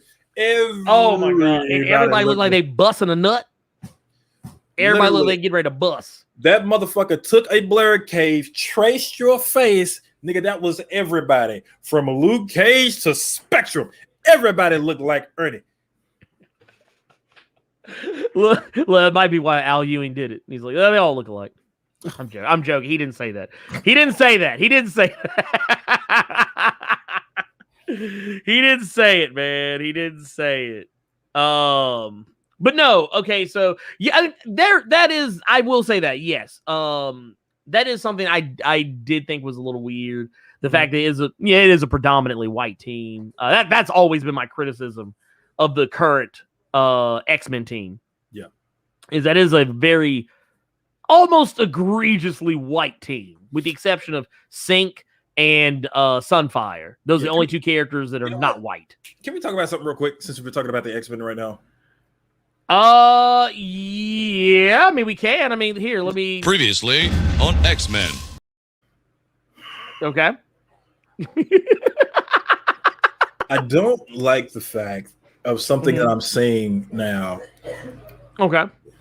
And why are we trying to make symbiotes like they're the new mutants? Like there's some racist shit going on? Why are we doing this? You talking about like with I'm assuming you're talking about, what was it? That was the Carnage book. The Carnage book we don't need. Yeah, the Carnage. Extreme Carnage Alpha. But they did that shit. But they did the shit in Venom 200 as well. They did as well. Flash Thompson. Why are we doing this? Why Because they're hiding among you. I don't know, dude. Like, why is this a thing now? Like, we have mutants. And here you are talking about this, but apparently now, what if they did this? But they didn't do it with mutants. They did it with fucking symbiotes. They're black. Well, you remember they tried to do the same thing with Inhumans. But the thing was, this instance is way more on the fucking nose. Well, yes, of course. Like, this is disgustingly blatant. Oh yeah, no, it's very obvious. I mean, honestly, I'm not gonna lie. If I would have had my druthers when Donny Cates ended his run on Venom, that would have been it.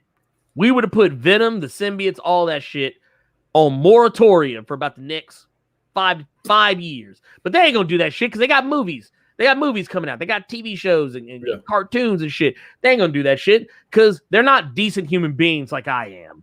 But I'm just saying, because I am a benevolent god, I would have said, you know what, Donny Cates, he wrote this epic run. You know what? Let Venom sunset for a little bit. We ain't gonna talk about symbiotes for a while. We didn't have symbiotes take over the goddamn world for like a New York minute. Let's just calm down with it. We didn't have Venomize. We didn't have I forgot about that one. Holy shit. Yeah, we had what was the other one they had? What was it? Age of Venom something or other, or some bullshit. Anyway, point matters. What I'm saying, we didn't have too much. We did absolute carnage. King and Black. Let's cool it on symbiotes for at least a couple of years. If you're not going to do it well, let's chill. Right. Just real quick. Yeah. But here, let me pull this up real quick. Black Atlantean. Hey. With the 499 super chat says Blerd about to be a lit boastful Loki this Halloween. Man, look, don't fuck with me. I didn't even think about that. You know I will be. Oh, and you know what? He already is. How many episodes did we have where this motherfucker was bragging about all these different interviews he's gotten over there at Milestone Media? Because I talked to this brother and I talked to this. Then, I talked to Vida Yala. She was in my bed the other night telling me about the next book she about to drop on y'all. So he is boastful. Well, Loki. I want to keep it a buck. Vida Yala is, if I'm not mistaken, incredibly married. What that mean? How many times have I told you that shit? Every time you say, man, they're in a committed relationship. They're married. They're married, and I don't think men are their bag. I don't think men are Vita's bag. I don't think. I'm not trying to say I just 100% know what Vida Yala's druthers are or what their which way they swing. I'm just saying, just throw that out there. I don't want Vita come to get me. But no, let's let's you know what? Let's jump into something else. Let's keep it. We're keeping it Marvel. Yeah. Let's talk about that Marvel's What If trailer that popped up. We're gonna pull that up. I've got the trailer right here. Carter. Yes. First of all, before we talk about this, what do you know about the What If joint? It's coming up. What do we like? We know it's animated. It's gonna be an animated series, of course. Yeah. So I don't think a lot of people are gonna appreciate it. I don't think had they not shown that Chadwick was gonna be voicing T'Challa, I think this would have been something that unfortunately would have gotten ignored. I like the trailer. It's doing what a what if story is supposed to do. And you know what? This is one of the first what ifs that I've seen that wasn't dark, because damn near every what if story that Marvel does is fucked up and dark and twisted. Mm-hmm. They do one right now with Spider-Man that Chips Darcy's writing about what if he had kept the black suit and he killing motherfuckers left and right. Well, I mean, that's true, but I think there's definitely some room for some darkness. What? Say that to a girl you meet at the club. Hey, she might go for it. She might be trying to piss her daddy off. But I mean, what we do know is all the actors from the MCU are returning to play their various and sundry characters. Not all. Well, not all, but the ones that they're bringing back. I was shocked I heard Chris Hemsworth. I was surprised at that. Yeah, no, Chris. So here's who we got: Haley Atwell's Peggy Carter, Chadwick Boseman's T'Challa / Star-Lord, Josh Brolin's coming back as Thanos, Dominic Cooper is going to be playing Howard Stark, reprising that role from Captain America: First Avenger. David Dastmalchian is going to be coming back as his character Kurt from Ant-Man. Michael Douglas will be coming back as Hank Pym. Karen Gillan as Nebula. Jeff Goldblum as Grandmaster. Seth Green, who is, even though Howard the Duck rarely gets any, but 1 or 2 lines the entire time he's been in the MCU. But Seth Green is coming back to portray that character. Frank Grillo's coming back as Crossbones. Sean Gunn as Kraglin, as we've seen. You mentioned Chris Hemsworth as Thor, Tom Hiddleston as Loki, Jamon Hansu as Korath the Pursuer, Samuel Jackson as Nick Fury, Toby Jones, who played Arnim Zola, of course, Michael B. Jordan as Killmonger, Neil McDonough as Dum Dum Dugan, which he hasn't been Dum Dum Dugan in a minute. Yeah. We also got Natalie. Sorry to cut you off, but Mailman, go ahead. I don't think that these episodes are going to be linked. None of the what ifs are linked. No, I think they're not. Think more so a show that I've told Ernie about that we were talking about not too long ago. Love, Death, and Robots. Yeah. Every episode is going to be its own thing. Thing. There might be a wraparound story. Because usually things that are anthologies have a wraparound story. Not all the time, but sometimes. It'll probably be the Watcher telling you about each and every thing. So. Right. Which that's our homie Jeffrey Wright, Commissioner Gordon. Hey. That's the homie. Bernard! Oh my God. But for the most part, a lot of the people who are in the MCU, a lot of them are coming back to portray these different characters. And we don't really know the whole what is going on here, but it's going to be very interesting. I can't wait to see how this plays out. Let's go ahead and jump into the trailer right quick. It is blam. There it goes. Ladies and gentlemen, Marvel Studios, What If? Yeah, peace. I love peace. I'd be out of a job with peace.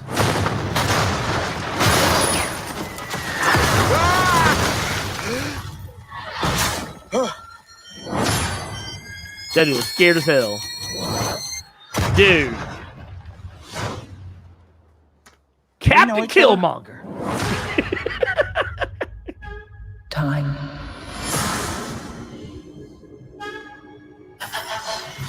Reality. This is like leveled up Doctor Strange right here. It's changeable. That's smooth right there. Where you want to be? That's the question, isn't it? This is where T'Challa got picked up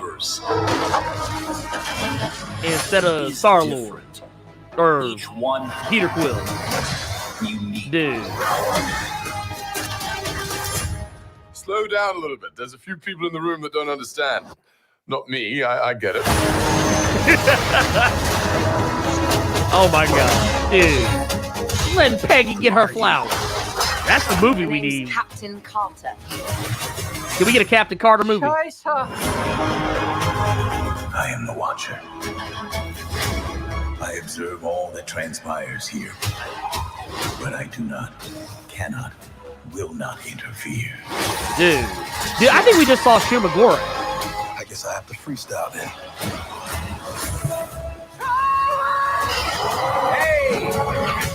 Wait. Solo. Was that Clint Barton? I said never fly. I think it was. Solo. Is that some kind of catchphrase? Lord, have mercy. You had me worried for a second. Journey to face the unknown and ponder the question.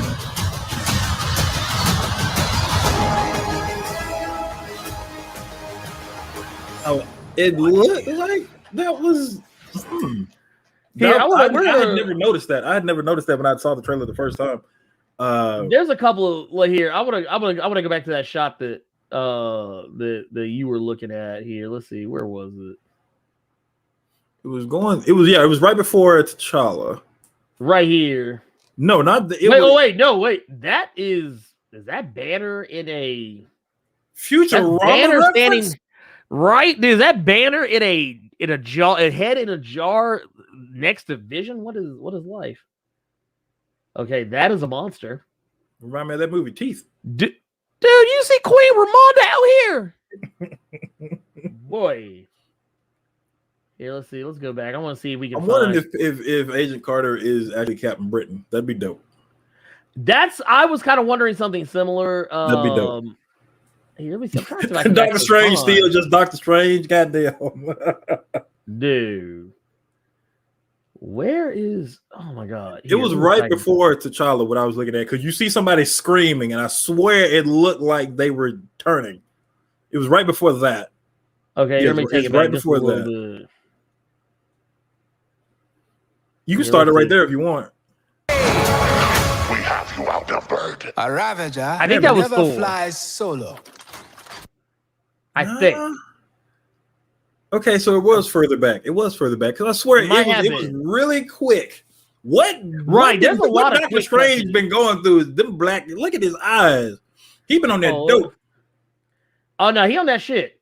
He on that shit for real, dude. This motherfucker. And it absolutely may have been Shuma Gorath if Agent Carter is talking to Doctor Strange. It very well could have been Shuma Gorath. Yeah, dude, she looked cold, motherfucker. I ain't gonna lie.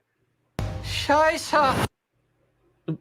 I love how like Artem Zola ain't even in the suit. He just out here, just regular day. Yeah. I'm trying to see if I can find. I observe all that transpires here. I'm trying to find that shot, dude. That Marvel Zombie shit is lit. That is sick, dude. That Marvel Zombies lit. I didn't realize that was Marvel Zombies. I thought that was more so a reference to the Spider-Man movie. Yeah, no, I thought the same thing. I didn't think about Marvel Zombies. That's Marvel Zombies, shit. dude. That is. Oh my God, dude. And here, wait a minute. But I do not. Wait a minute. Hold up. Is Oliver Queen? No, yeah, right. I was like, look, is he someone else? Is he something else?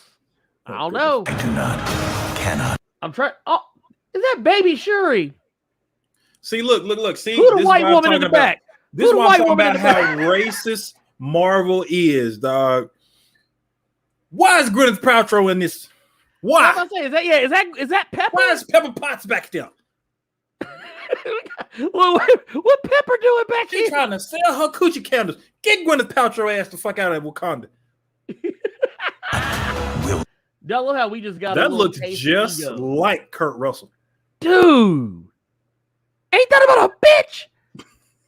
Oh my God, dude. Kurt Russell out here. And I wanted to actually let him be a planet. It looked. Oh wow! I didn't think about that. Oh wait, here it is. There was. Dude, that's got to be Shuma Gorath. That's got to be Shuma Gorath, or it might not be. Could be some other bullshit, but. I mean, there's lots of other things with tentacles in the Marvel Comics universe, but I mean, you know, hey, I'm just saying. Yeah. Let me see. I'm trying to see if I can find. Yeah, dude. Keep going. Yeah, keep going. Yeah, here. Let's. Do we see the ancient? Well, the ancient one will just fight Doctor. Hold on. I don't know what that is, dude. They got the ancient ones in here throwing balls. Doctor Strange. Wait. Dude. Who that? That's Black Widow. Dude, and she got Red Guardian Shield. That is Red Guardian Shield right there, bro. Oh my God. Okay. Keep playing. Let's go. Let's keep it going. Let's go back. I guess I have to. And see, in this one, Killmonger is Black Panther. Yeah, he's the Black Panther. Okay. Freestyle then. That's a bunch of. Right there. Wait. Right there. Okay. Okay, so it's after the hell. Is that Clint? I don't know. I want to see if I can catch the. Okay, so You know what? I think that's see just the Mark Ruffalo. Okay, see, I see the I think vest I and the think it's Mark Ruffalo. gloves, and I thought it was just Hawkeye. Yeah, I think it looks. I don't know, man. I don't know. It's hard to say. Another thing, though, it's kind of fucked up that Marvel still can't do Incredible Hulk films, so we got to get him in some animation real quick. Look, we got to sneak his stories. We got to put him some in animation, to some side stories of some movies. Dude, Bro, could you imagine if Hulk was Hawkeye accurate? I don't want to see Hulk big ass. If I see Hulk with a bow and arrow, I'm gonna die laughing. Dude, I would fall the fuck out. If this is Clint, I would fall the fuck out. We have you outnumbered. Oh yeah, that's that shit. A Right ravager there. never fly. Dude, I just love the fact that they actually let Chad. So yeah, we were talking about earlier. Chadwick never really got to have any funny business. Yeah, he about to have all kinds of bullshit in this. You know. You already know, man. Dude, I love this shit. Also, I want to take a look. Go back. Even though this is pretty much at the end. Yeah. Let me see if I can find the shot where this is. Okay, so this shot right here. Changeable. Oh, okay. Look at that shit. Not only is T'Challa and Star-Lord Killmonger in the suit. With Gamora too. I like that. And Gamora got that double-bladed that. sword that Thanos was breaking folks off with. Yeah. That's pretty cool. That's pretty cool. That's gonna be a dope episode. That's gonna be a dope episode. I wish we could see who. Oh, that was Thor. I think that was Thor. Yeah, that was Thor. Okay. Yeah. So the one constant in all this is Chris Hemsworth saying, "Yeah, I want my check." Yeah, Chris Hemsworth like, "I'm getting mine." He says, "I'm gonna get mine. Goddamn it, y'all best believe." Scott Fitzgerald. This show is not canon. That's why it's called What If. Just like the this is okay. So for those who don't understand, okay, Marvel Comics What If is always exactly that. It's a what if. What if this happened instead of that happening? And what Uatu the Watcher is doing is basically he's viewing different realities, the things that could have happened or could possibly happen, kind of like how we're looking at the TVA, those divergent timelines where variants come from. Well, don't say that. You really gonna fuck people's minds up. No. Oh yeah, let me shut. Yeah. You know what? These are just what if. Yeah, just what if. What if we took that red light instead of making this right turn? What if we jumped across the street instead of walking across the street? That's what this is. And like you said earlier, what if Peter Parker kept the symbiote? After what if Eddie Brock never got that motherfucker? Yeah. That's what this is. It's always shit like that. It's never canon. It's never canon. Yeah. It's always this is like this. If you're familiar with DC Comics, Elseworlds. That's what this is. This is an Elseworld story. Yeah. It's not canon. It doesn't count. It's just something fun to think about. That's all it is. But what do you think about? What did you think about this trailer? Like are you really interested in what I is? want to see these episodes now. I mean, any kind of. I like Marvel animation stuff. Let me. I don't want you motherfuckers bringing up Marvel animes on me real quick. No, don't do that. This looks interesting, and it looks like they're putting a lot behind it. I see someone in chat saying that Feige said that What If is important to the future MCU. The reason he said that, one reason being, he wants people to watch it. Another reason being, if this actually does well, you can see what people respond to the most, i.e., fucking Killmonger. Right. And then you could spin that into something else, kind of like how we had Man of Steel, BVS, Justice League, but we still got the Joker that has fuck all to do with that. That have shit to do with shit. Yeah, that's what this is. If this does well, maybe we can do something like this, and then we can just say Doctor Strange in the Multiverse of Madness. You know what I'm saying? Right. That's why Kevin Feige said this. And then he can't really pay attention to this as much anyway. Just because the second to last issue of X-Men, he's already telling you all that he's working on X-Men stuff. So he can't do anything with the What If stuff right now if he's already doing stuff with mutants. So I'm gonna find a way to do that every episode just to piss you off. Lord have mercy. Anyway, so you're down. You like the trailer? Yeah, I like trailer. He likes it. Hey, Mikey.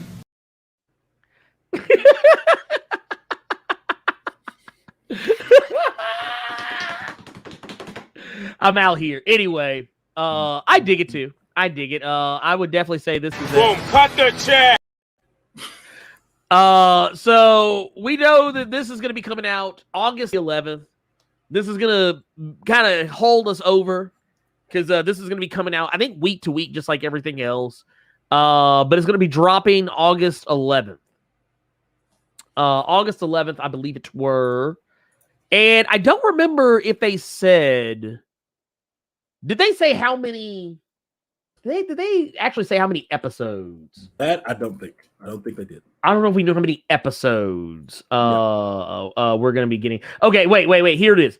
10 episodes. Oh, wow. And it will be released weekly. No. It will be released weekly. I hate that shit. I hate it. Also, it's already been queued up for a second season, which will also be 10 episodes. I kind of feel like they did the Netflix thing, though. I think those 10 episodes are already done. You know they have to be. I'm thinking if they're already doing a second season, they're really banking on something sticking. I think this is more so them throwing ideas at the wall. Whatever sticks, we could potentially make Guardians money off this. I think they're trying to see what sticks, and then that's something that could come out of Doctor Strange and the Multiverse of Madness. Yeah. It's all multiverse now. This is all multiverse. That's all phase 4 is really. Multiverse, evil governments, Young Avengers. Yeah. Everybody thinking you're going to get Secret Wars. You ain't getting that shit sometime soon. Stop it.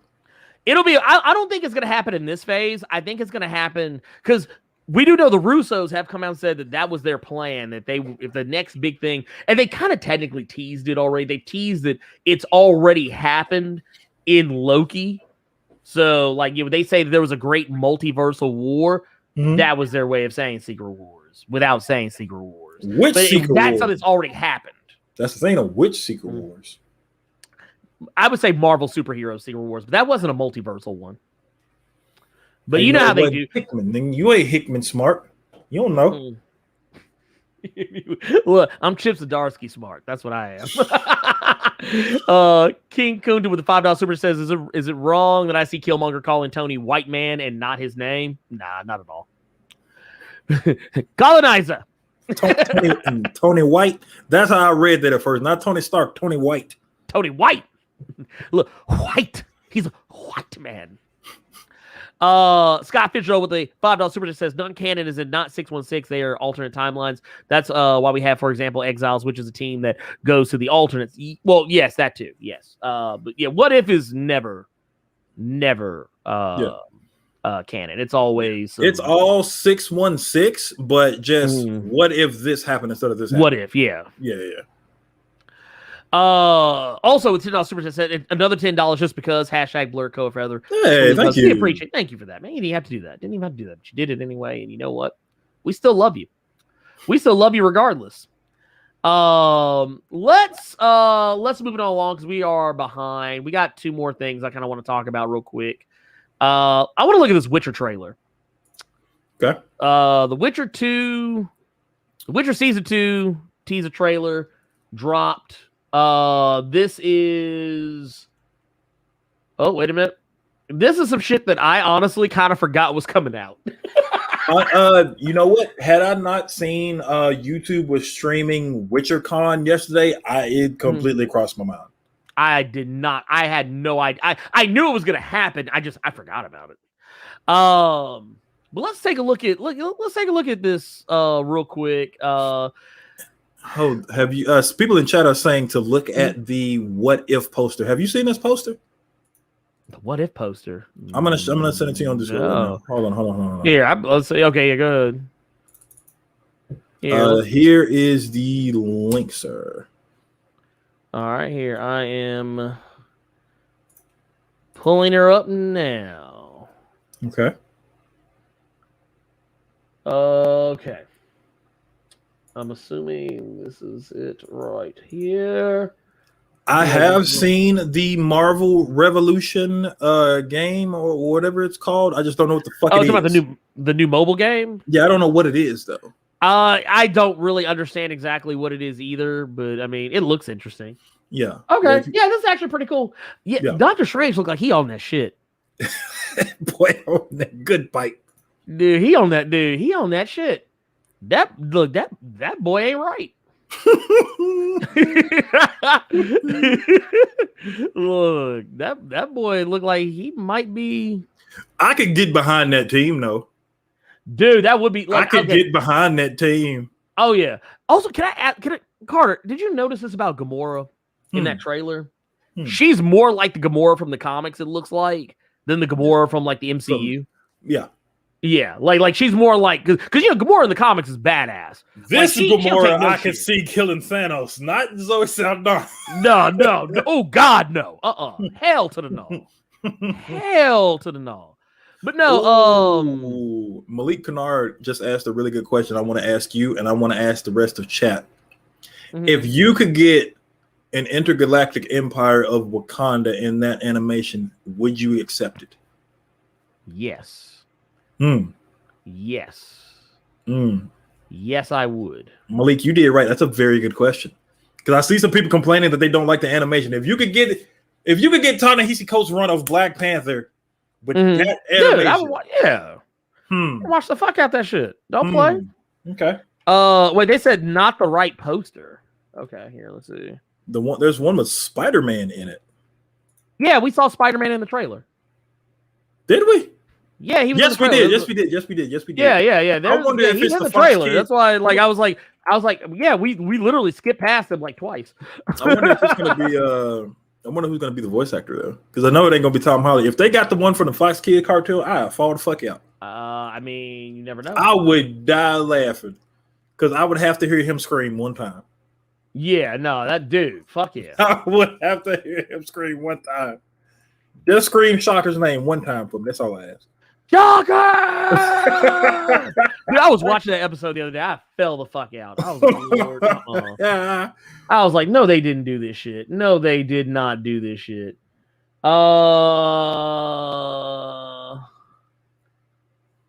Okay, yeah. For whatever reason, yeah, they haven't revealed who's going to be doing his voice yet, as far as I can tell. Yeah, because they said, yeah. So Tony Stark, the Iron Man, Captain America, the Collector, Doctor Strange, and Captain Marvel will be voiced by different actors. They said that Spider-Man, the Ancient One, Ego, Vision, Ultron, Black Widow, Gamora, Drax, Scarlet Witch, Rabonda, Shuri, and the Dora Milaje will all be featured in the series, with who will be providing their voices being uncertain. Okay. Which is fine. I'm okay with that. Yeah, I'm fine with that. You can't get everybody. Honestly, you're not gonna be able to get everybody. It just is what it is. It is what it is. But The Witcher season 2. Man, I'm trying to remember where the fuck season 1 left off. I do not remember to save my life. I know this theory became like they finally because the whole show was bouncing back and forth between the past and the present and the future. And I know that by the time we got to the end of the show, like Siri was like a bad getting, I don't want to say badass, but like getting closer to being like what she is towards the end of the story. Yeah. I'm not sure what's going on. I'm just being brutally honest with y'all. I haven't watched the first season of Witcher since it came out, and I'll probably have. I'm honestly, they do those Netflix recaps. They're like, do you want to know what happened last season so you ain't got to go back and watch this shit? Yeah, I'm gonna have to watch that shit. I might have to watch the whole thing. It's not even that long. I wouldn't mind. I like the first season, but I'm gonna have to rewatch first season. I'm not gonna have a clue what the fuck is going on in this. I'm more familiar with the video game series. This is not based on the video games. This is based on the books that the video games are based on. Yeah. So let's keep it a buck there. Here, let's pull it up. Let her rip. So, I'm your destiny? You're much more than that, Cirilla. All right. That's what happened. They finally connected. Yeah, they finally met. I need to understand some things. The world is changing. I wonder if we're getting Central isn't Desmond. safe for you anymore. What exactly is Cameron? You're home. Finally. Okay. Who the hell are you? Sometimes I feel so afraid. I'm digging how like they're actually leaning into her training, how her like she's gonna end up becoming. No, well. Oh shit! And they got the two swords. Fear is not easy, but I am here for you. When I say run. Oh shit! That's a vampire bitch. Run. When I say hide. We have to stay. You hide. Ooh. Run! Is that one of the bog hags? World outside these walls. Yeah, I think we did just see Vesemir. But you can find power and purpose. Where is she? What if your princess is more than you're barking for? I'm sure you're ready for this. I'm digging this. I need to go back. Welcome back. Oh, I forgot about that heifer. I need to go back and watch the first season. That's number one. Number two, I'm going to be honest with you and tell you where my lore of The Witcher begins and ends. Okay, go ahead. The Witcher 2. Mm-hmm. The first season. Right. That's it. So you didn't play Witcher 3, or did you play Witcher 3? I got to the beginning, got stuck somewhere, and quit playing. Damn.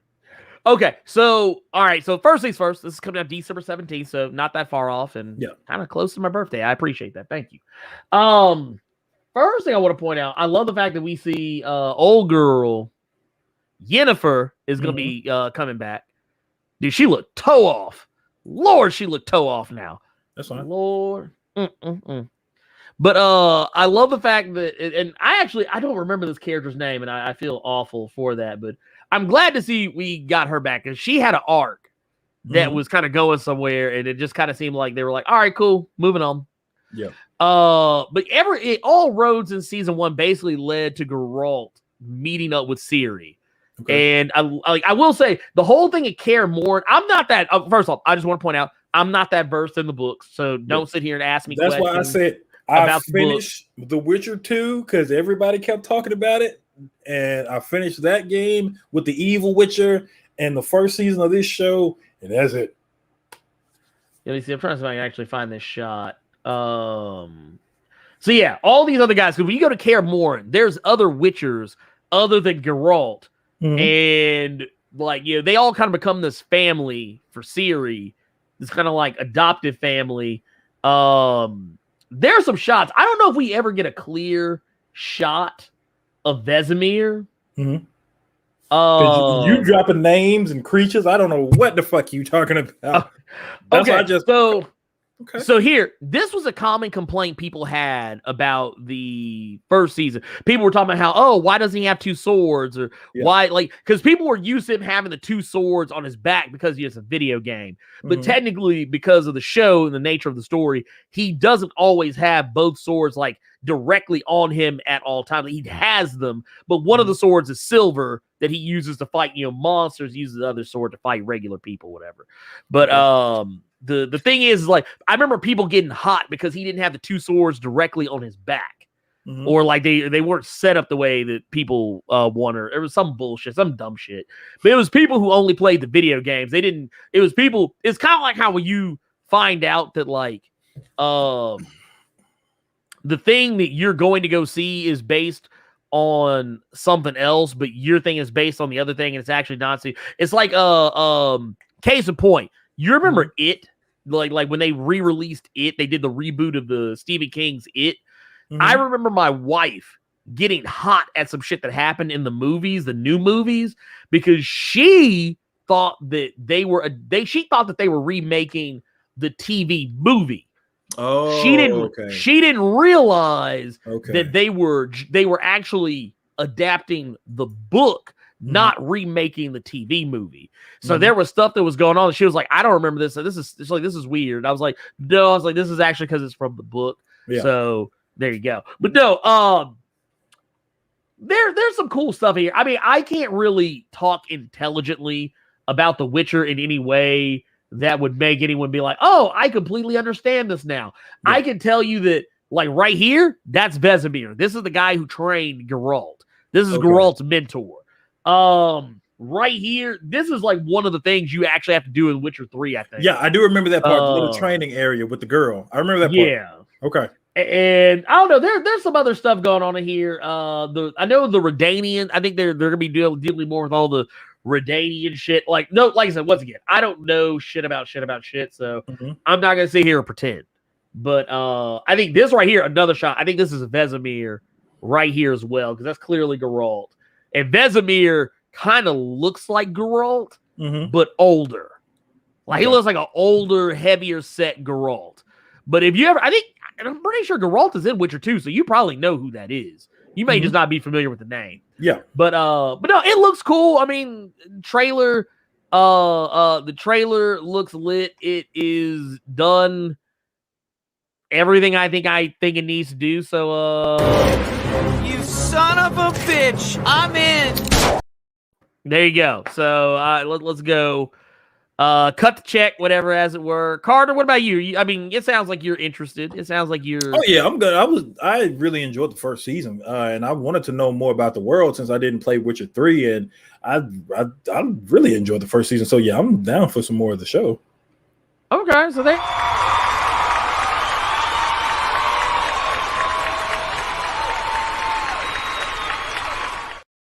You worse than fucking Family Guy with all these quick cuts, man. I'm just saying, man. Hey, I got ambitions. I have ambitions. Don't worry about it. Let's move into this one last thing, and then we'll talk about this for a minute, and then we'll move on to recommendations and questions. Carter, you're familiar with the comic Something is Killing the Children, correct? Yes, you don't ever shut up about it. I fucking love it. That's why. Fucking love the comic. It's fucking amazing. Yeah. But we do know that Something is Killing the Children on Netflix. Yes, I'm not talking about Fear Street either. They clapping them kids at Fear Street, but don't get attached to the babies on Fear Street. But no, Something's Killing Children is being adapted. We knew this was coming. This isn't actually news per se. I think what is actually news is where it's going. Yeah. We knew that we knew they were going to adapt it to a TV series. This is comic, for those who don't know, Something's Killing Children is comic by James Tynion IV and Werther Deladera. This is a Boom Studios comic. I talk about it all the time on the channel. Yep. Probably ad nauseum. Y'all are probably sick of hearing me talk about it because I'm always telling people to go check it out just because it's a fucking amazing comic. Yeah, that's the tweet. That's the tweet right there. What we do know is that apparently the show is the people behind the show are going to be Trevor Macy and Mike Flanagan. Who, for those who are not familiar, those are the guys who were behind the Shining sequel, Dr. Sleep. Okay. Which I really liked. I know some people didn't like parts of it, but I actually thought it was really cool. The movie just didn't have an identity because it was too busy trying to remake. It was trying to be a sequel to The Shining, but also trying to be a sequel to the book. And a lot of people don't know. Case in point, we were just talking about how, about it. About Stephen King's It. My wife was also confused about that because The Shining, the movie, is not really that much like the book. That's what I heard. By Stephen King. And that's kind of the problem you run into with Dr. Sleep is that it's kind of trying to be a sequel to the movie, but also kind of trying to be a sequel to the book, and they don't really... There's some wires get crossed, but it's still a good movie. Also, these are the same guys behind the Haunting of Hill House series that is on Netflix. So, I mean, it's got a good pedigree. And that's really all we really know about it. There's not really much else to say. But for those who are familiar about the story is essentially about a young girl named Erica Slaughter, who is basically a monster killer. She hunts monsters, and She's good at her job. And the monsters are invisible to adults. Only children can see them. Only the kids can see them. There's these monsters that just go around just clapping folks. And yeah, that's kind of it. And they wear really cool face masks. They were actually doing social distancing and COVID norms before it was cool. So there you go. And that's it. Let's get into recommendeds for the week. Let's talk about it. Carter, what is your recommended read of the week? People are going to be real surprised. People are going to be real surprised. People are going to be real surprised, and people are going to call bullshit. Okay. All right. Let's go. My recommend for the week, because I was actually on my YouTube yesterday. I was streaming Batman Arkham Knight because I never finished that fucking game, and it was in the backlog. Really? So I was actually streaming some Arkham Knight yesterday, and people were telling me that my recommendeds so far, I was 3 for 3. I was Wonder Woman Dead Earth. I was Savage Avengers, and oh my god, I can't remember what another one was. Anyway, and fucking, I think when I wasn't Sex Crimes. Any fucking way. Recommended this week. Batman Fortnite 0 Point issue number 6. I think this is the last issue of that comic. I've been hearing decent things about it. It was actually, it all came together at the end. Because it's actually referencing something that happened in Tom King's run of Batman. If any of you read Tom King's run of Batman, you know that there was a certain issue where you find out that there's this person that comes from a different time, and every year he's in this war that's happening every day. And what happens is Bruce goes to the other side for him for one day so that this person can be with his loved ones and things like that. But in that issue, he ends up kind of reneging because he doesn't want to really go back to that. And it ends up being Batman and Wonder Woman, and something that's only supposed to be a day for them is like a lifetime, just about, almost. Just about. And in Batman Fortnite 0 Point, we basically get something along those lines with Batman and Catwoman. Where they're in the Fortnite world, they don't know who they are. They just know there's something weird and something off about what's going on. And a lot of this issue is you're going to see Fortnite characters that you know, or that Ernie and I know because we kill them several times a week. It's a lot of that. You got to kill them before they can build Raleigh Springs Mall. There you go. Because you don't know how many times Ernie and I have gotten pissed because we had the drops on somebody and then they built the fucking Staples Center in 3 seconds. So yeah, but it was the comic. It was like Juggernaut before it. It was another comic that had no business actually being as solid as it was. And like I said, it all came together at the end because we have Batman and we have Catwoman that they finally have a 0 Point portal, which is referencing Fortnite, but we have them see a portal that they think is going to take them home.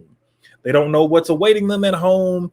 Catwoman thinks they should stay because they've been getting closer to as each issue has gone by, and he just knows that he doesn't know why they need to go, but they need to go home. He feels like he has a reason to go home, and they go through the portal and everything seems hunky-dory. They're back in Gotham, and Catwoman says, if we're home, why can't I still remember anything about you?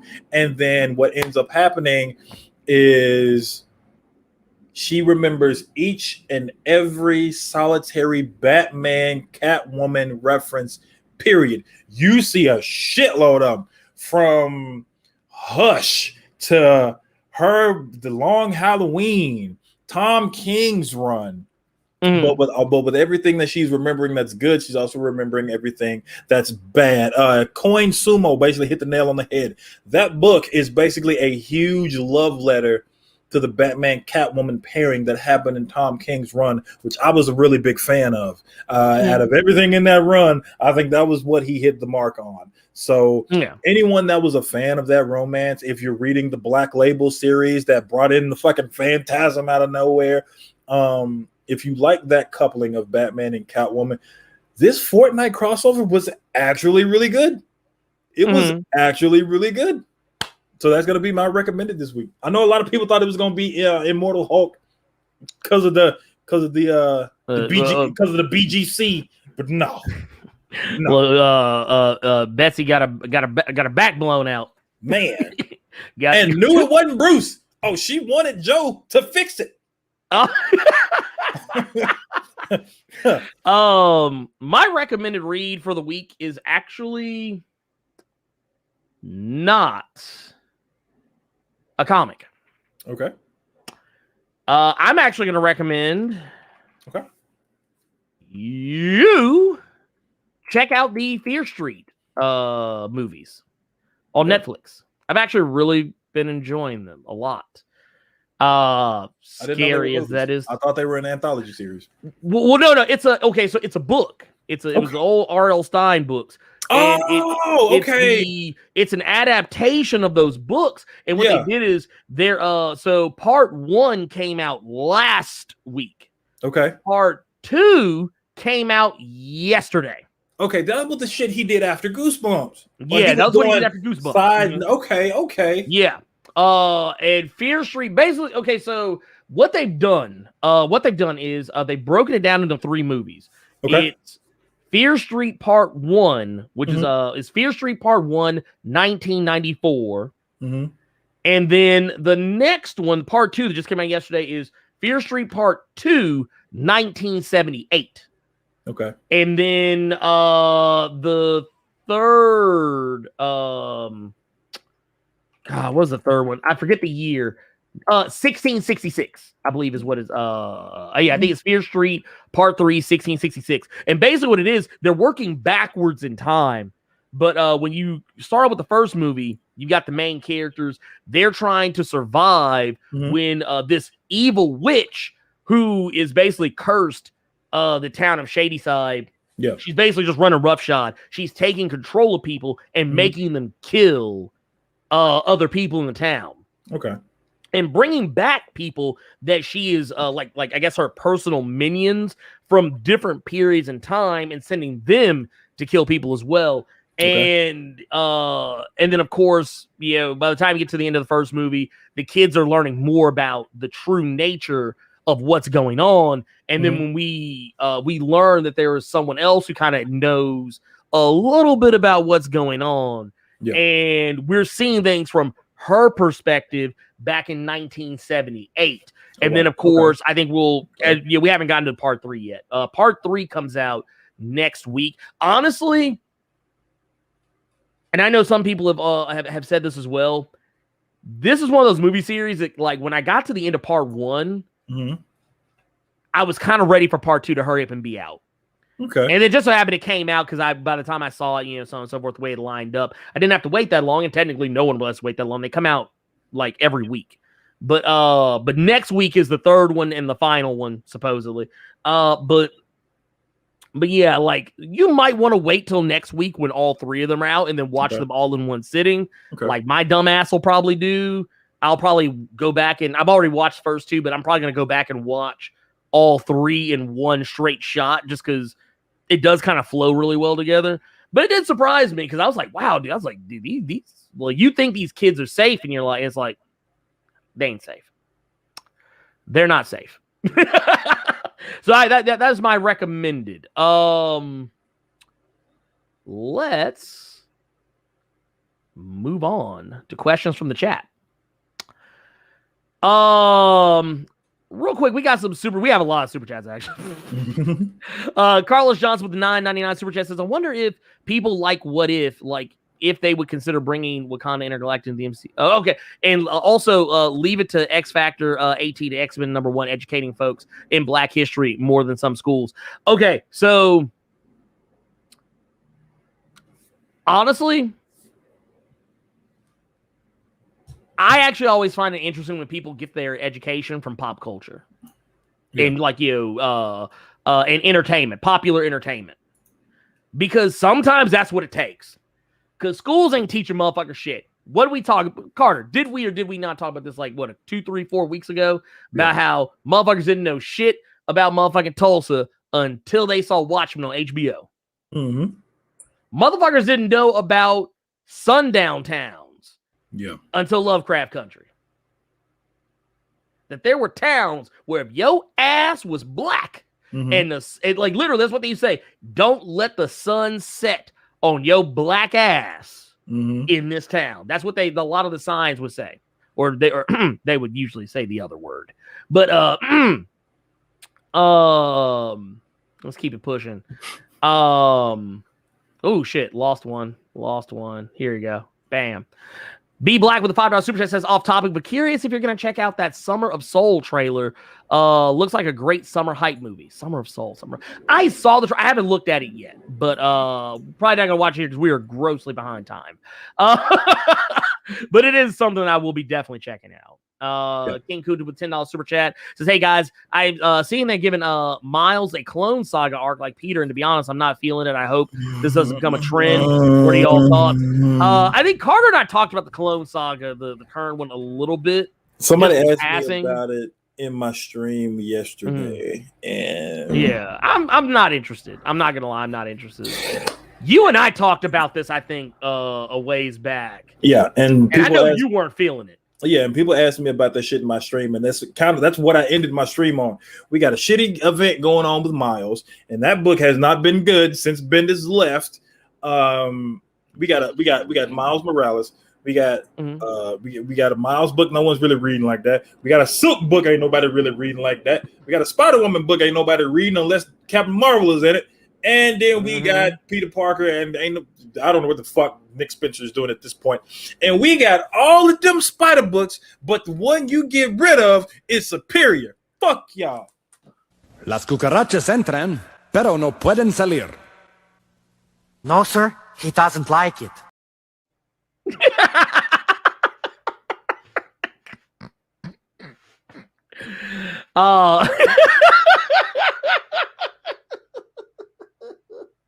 Sorry, I couldn't resist. But no, I'm right there with you, man. I don't care for it. I'm good. I like Saladin Ahmed's run on Miles. I just don't like this. I don't like this. Not my thing. This turned me off from Saladin because I loved his Black Bolt series. I loved it. This this ain't it, Chief. This ain't it. Not even close. This ain't it. Somebody said, "You gonna stop changing the channel in the middle of my show?" Sorry, my guy. Yeah, I'm out here. Oh shoot. Let's see here. I didn't even know Silk had a book. Lord, y'all ain't shit. I like the Miles book. I'm with Tubes. I like the book. It's just that I don't like the Clone Saga part, but they can keep that shit. Yeah. I don't want that. Black Bolt was good. I did like Black Bolt. They think this Clone Saga they're hoping because it's Miles, people will read it because people read the last Clone Saga that they did, which was the Clone Conspiracy. That's how we got Ben Reilly back. Right. And this Ben Reilly is hot dog water. Well, and because that's who we're getting back now, because Amazing Spider-Man, the new Amazing Spider-Man comic, or whatever the main Spider-Man comic is going to be Ben Reilly, supposedly. Oh wow, okay. So yeah, I'm good. I'm good on all of it. Did you even keep up with that Ben Reilly shit? So I can tell you if you didn't. No, I did not keep up with it. Long story short. Okay, I'll put it this way. The last time I saw Ben Reilly? Damnation. With like when they went and found him for Damnation. Yeah. That was last. I did not because here's the thing. I'll be honest with y'all. I don't give a fuck about Ben Reilly. Like, okay, let me if it ain't clear enough, how I feel about Ben Reilly, every time motherfuckers trying, like I've had motherfuckers try and sit down and convince me that Ben Reilly is that dude and that I need to get over the original Spider clone saga bullshit. This is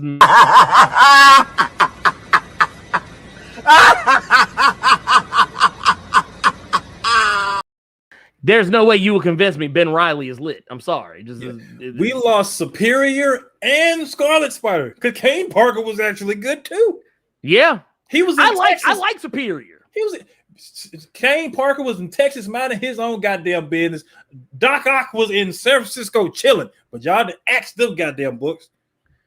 But meanwhile, we got to put up with Ben Reilly. Okay, cool. Nice talk.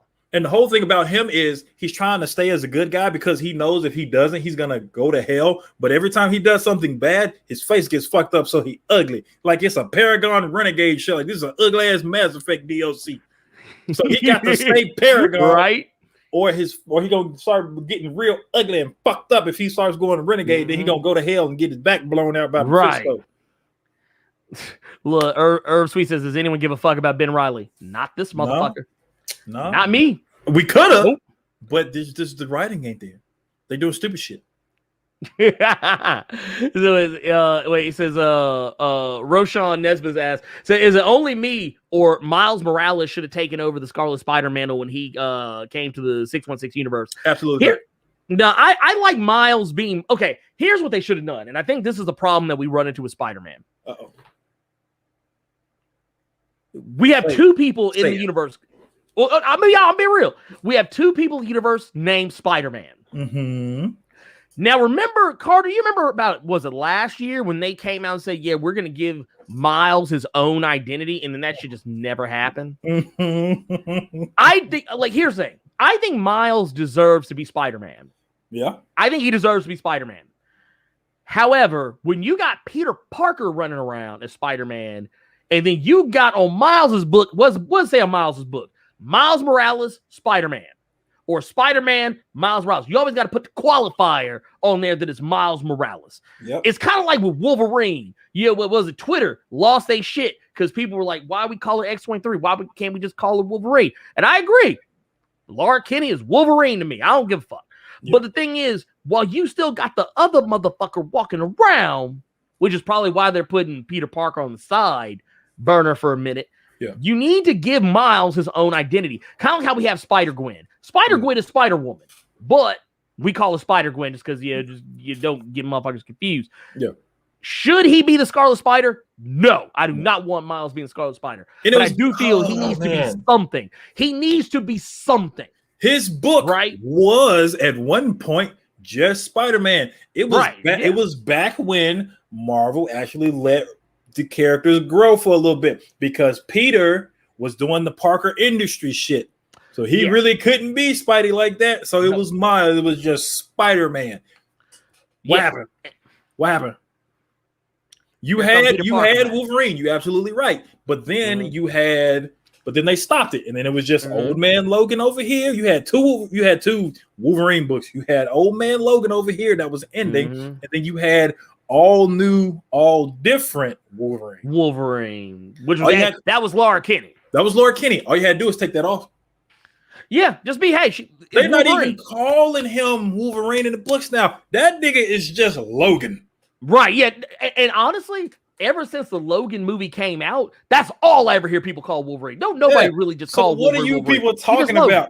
Because one of y'all favorite comic book movies of all time was Logan. Y'all, that ain't Wolverine. Y'all ain't calling him Wolverine. Fuck out of here. People make me sick. But here's the thing. What I don't even know what I would call Miles. Spider-Man. I mean, that's what I'm saying. But I'm talking about like if you gave him an identity other than that. But the thing is, I want him to be Spider-Man. I feel like he should be Spider-Man. He is Spider-Man, for Christ's sake. Matter of fact, when I play the Spider-Man Miles Morales game, I'm like the folks in the game, like, yeah, no, that's my Spider-Man. Yeah, they could very easily just don't take that Miles Morales bullshit off. You all could very easily bring back old books that you all like bringing back any motherfucking way. He could have been sensational. Yep. Could have been Friendly Neighborhood. Dude, yeah, actually, why have we not done that? Why has nobody done that? Like, instead of, okay, I tell you what, here. Chip Zdarsky was supposed to do it. He told us. Yeah, no, he did. He did. He legit did. Because he talked. Remember, he talked about he said he was supposed to do Spectacular. Yep. So here's my thing. Here's what I propose. If you want to read Peter Parker, okay, case point. Remember Thor? Remember how Jason Aaron did Thor? If you just couldn't get past the idea of Jane Foster being Thor, all right, then fine. Don't read Mighty Thor. You go read Unworthy Thor. Yeah. If you want Thor Odinson, you go read Unworthy Thor. If you want Jane, you go read Mighty Thor. That's what I read. I read Mighty Thor because I'm a forward-thinking individual, and I actually really like Jane as Thor. But if you want to read Peter Parker, you want that same old can of sardines that you've been eating 365 days a year for your entire life, you go read Amazing Spider-Man. But if you want Miles Morales Spider-Man, instead of calling the book Miles Morales Spider-Man or Spider-Man Miles Morales, dude, just go call it Spectacular Spider-Man. Call it Ultimate Spider-Man, like what it used to be called. Yeah. He could be okay, we got the Amazing Spider-Man. Miles Morales is the Ultimate Spider-Man. There you go. Boom. Why look, why is boom, cut the check. Why are we doing this? Cornelius Samuel, you said the Spectacular Miles Morales. If that don't sound like a motherfucker that gets beat up every week on Sunday Night Heat, get that ugly ass name out of here. The Spectacular Miles Morales. He sound like he's that motherfucker who has the first match and gets sprung on. Look, that's a dark match. That's what we used to call them, curtain jerkers. Oh God. Remember he's called. See, they call them jobbers now. Yeah. No. Wait, I'm sorry. Enhancement talent. They used to call them jobbers before that, and we used to call them curtain jerkers before that. But have you seen this dude on Ring of Honor named Cheeseburger? No. That's what I'm gonna send it to you. I'm gonna send it to you. But when I read Spectacular Miles Morales, that's the first thing that popped into my head. Ring of Honor got this real green string bean ass dude named Cheeseburger. That dude gets whooped all the time. He built like your pinky finger. Oh God. I'm gonna send it to you after. I'm gonna send it to you after the show. I'm gonna send it to you after the show. Okay. Okay, so we got here. Wait. Here's another one. We got. How do you think this is B Black with $2 super chat says? How do you think Immortal Hulk is gonna end? Who the fuck knows? Honestly, I don't know. Man. Okay, they got 2 issues left. 2 issues left. I think they're definitely going to the below place. I think Joe Fixit is about to literally say, fuck it, we're going straight to hell. Yeah. Because remember, was a few issues back, the Thing wanted to help. Yeah. And Joe was like, you ain't about that life. Yeah. You died and went to heaven. We going to hell. So they have Jen there now, and now Joe basically laid all the cards out on the table. Now, we're going to go get him. We're going to go get him. Yeah. The one thing that was surprising about this past issue was that Betty has been in love with Joe, but not Bruce. That tripped me out. But also at the same time, she said that Joe was the one that was always hurting her. Like, it's weird. Yeah, but Joe was the one she loved. But Joe was one. Yeah, it's dude, it's crazy. The whole, like, honestly, I don't know what the fuck is going on. For the first time in I don't know how long, I actually know it. Since that cosmic shit happened where he got the cosmic rays, I was genuinely confused by that for a second.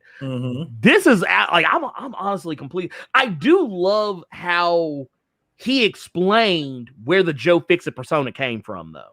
Yeah, that was. I do love that. That was cool. Yeah, that was dope. And it made sense. It made sense. Yeah. Like, do you?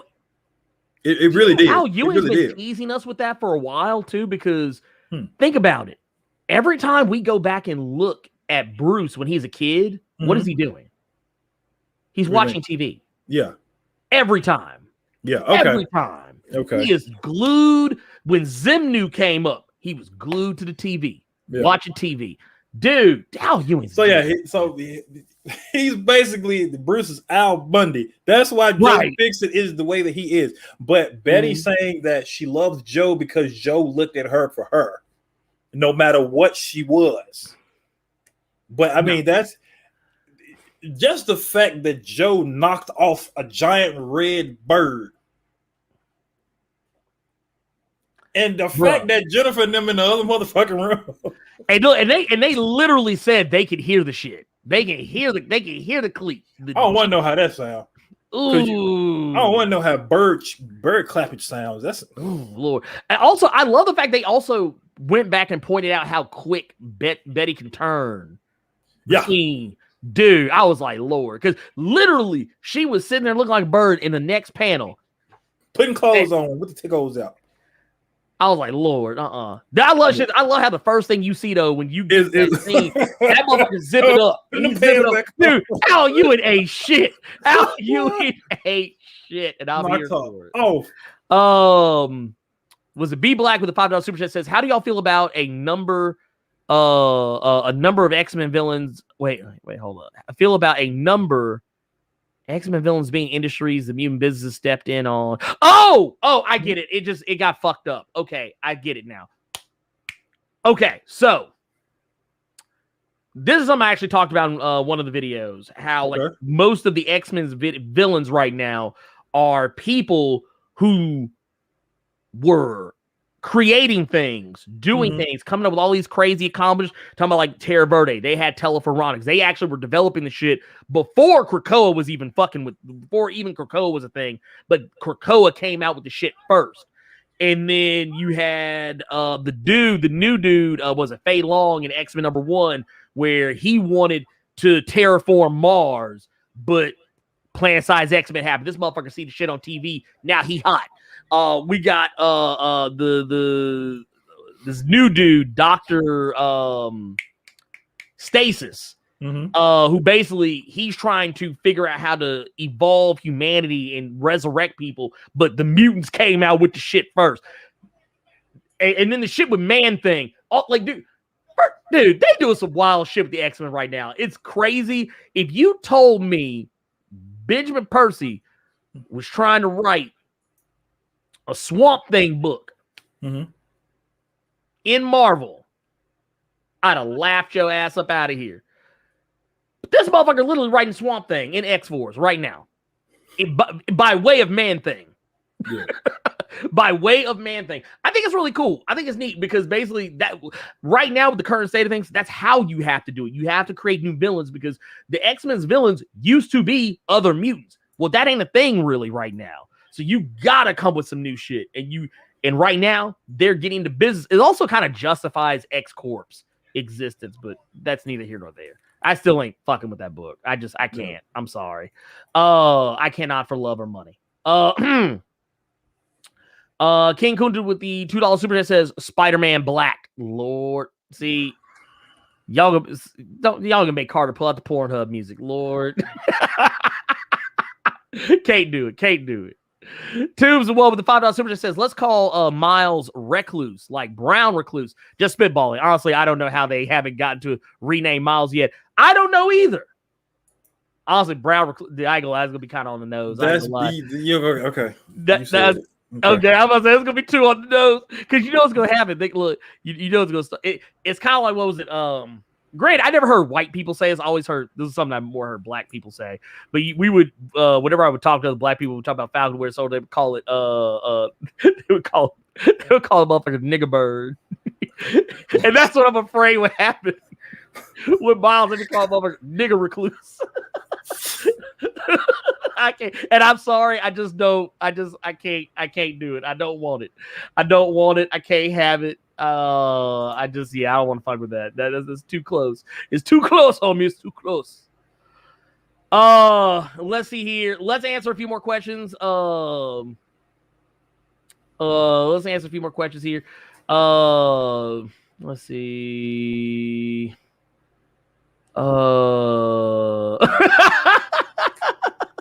I saw it. You saw it? Okay. All right. I thought maybe someone.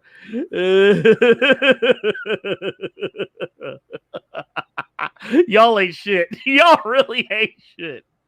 I just want to point that out. Let's see here. Do you think Mars is going to go to war with Earth now? No. Okay, do I think that Arakko gonna fuck around and be like, well, shit, we got a whole planet. We could take another one. I can see that happening, just not now. Yeah, not now. Not right now. I can see that happening. I could absolutely see that happening. Yeah, I can see it happening. But yeah, not this second. No. No. Flo Tootsie says, do you think characters like Tempo and Forge will see any action in the future X-Men book? I think Jerry Duggan's going to keep them close. Yeah. He's going to keep them close. I would agree with that. I would absolutely agree with that. Yep. Because he actually came out and said that he voted for Tempo. He wanted Tempo on the team, but because, like he said, like literally when the voting was going on, he used his one vote for Tempo. He said he could not put her on the team because Marvel wanted her to be a part of the vote. So if she's part of the vote, he can't just put her on there. And because she was part of the vote, even though technically it's his book, he can't put her on there. But he can have her around, which if you notice, if you go look at Marauders, he tries to sneak her in there when he can. Yeah. When it's appropriate for the story, he tries to sneak her in. And Forge, he's done the same thing with Forge. Forge has shown up in Marauders more than any other book other than X-Force, which is the book Forge is supposed to be in. Forge is on X-Force. That's his book.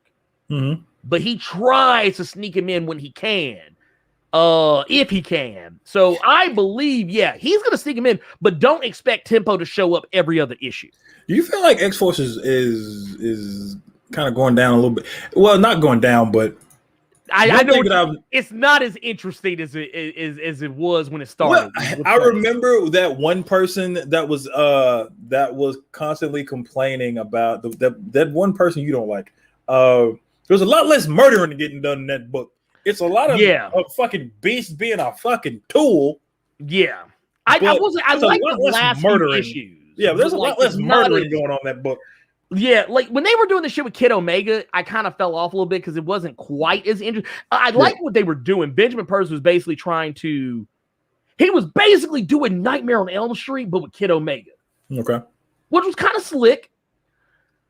I do like when they focus on Beast, like the shit they did with Beast at the Hellfire Gala or whatever. Yeah. I was like, dude, that's kind of lit. I actually that one shot they showed of Beast where he was just sitting there eating shrimps. Just eating Krakoan shrimps. Motherfucker he looked like a mob boss. That dude looked like a fucking mob boss. But I get where you're coming from. Yeah, I'm with you on that. I am with you on that. X-Force, it went from being let me look behind me to get the name right. Okay, yeah. It went from being uncanny to almost like the Cable X-Force kind of vibe. If you get what I'm saying. Okay. Yeah, no, I totally I'm 100% with you. Okay. B Black said, if y'all could add a little more color to the current X-Men team, who would it be? Well, Tempo, if that wasn't obvious. Prodigy. And Prodigy, dude, because Prodigy has nothing to do now. Yeah. X Factor is X Factor is technically still a thing in story, but it's not a team book anymore. Even though, he did pop up in Hellions, and it was technically in a data page, so it wasn't even like he was actually there. But we did get some dialogue from him. We know he's doing stuff. I think that, dude, why is Prodigy not on X-Force? You know what? Somebody else just said a question. They had a whole Colossus thing they were doing in X-Force. They just have not talked about since. They dropped it. Yes. You know what? Let's go further back than that. They did the same thing with Domino. We never saw that shit get fixed. Nope. Domino has not been addressed in any way, shape, form, or fashion. Domino's been the Colossus shit came from the Domino stuff. It came from the Domino shit, and they forgot about Colossus. I feel like they forgot about that motherfucker. This is why I hate being a comic reader and a comic fan, because there are so many instances of shit getting dropped, and then you just supposed to go along with it. Because I'm somebody I get on your nerves when I bring this shit up. When I bring up the Hickman Avenger stuff, the 9 months, the 9 days left, the 9 months left. Yeah, we supposed to see how Shield, how the Avengers became Shield certified, and everybody's getting the Shield, and the Avengers are taking everything over, and we didn't get anything from that shit. That shit literally just went into Secret Wars.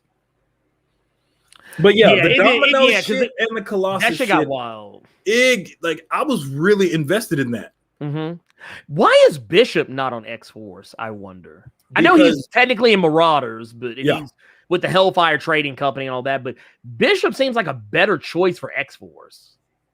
I just want to see some more, and I want to see some interaction with him, Cable, and Hope to see, because they never addressed any of that. Like they did a teensy weensy bit, but like it's like they just kind of went. It's like they all went their separate ways. I wouldn't even say that. I think they just stay away from. I think they just steer clear of each other, because Cable or Bishop got brought back in the second volume of Uncanny X-Force that Remender did not do. He was under the mind control that goddamn psychic bear from New Mutants movie. Demon Bear, yeah. That damn Demon Bear, and then he came back, but people still remember what the fuck he did, and that never really got addressed whatsoever, because that was huge when that shit was happening, when fucking Bishop did his heel turn. Yep.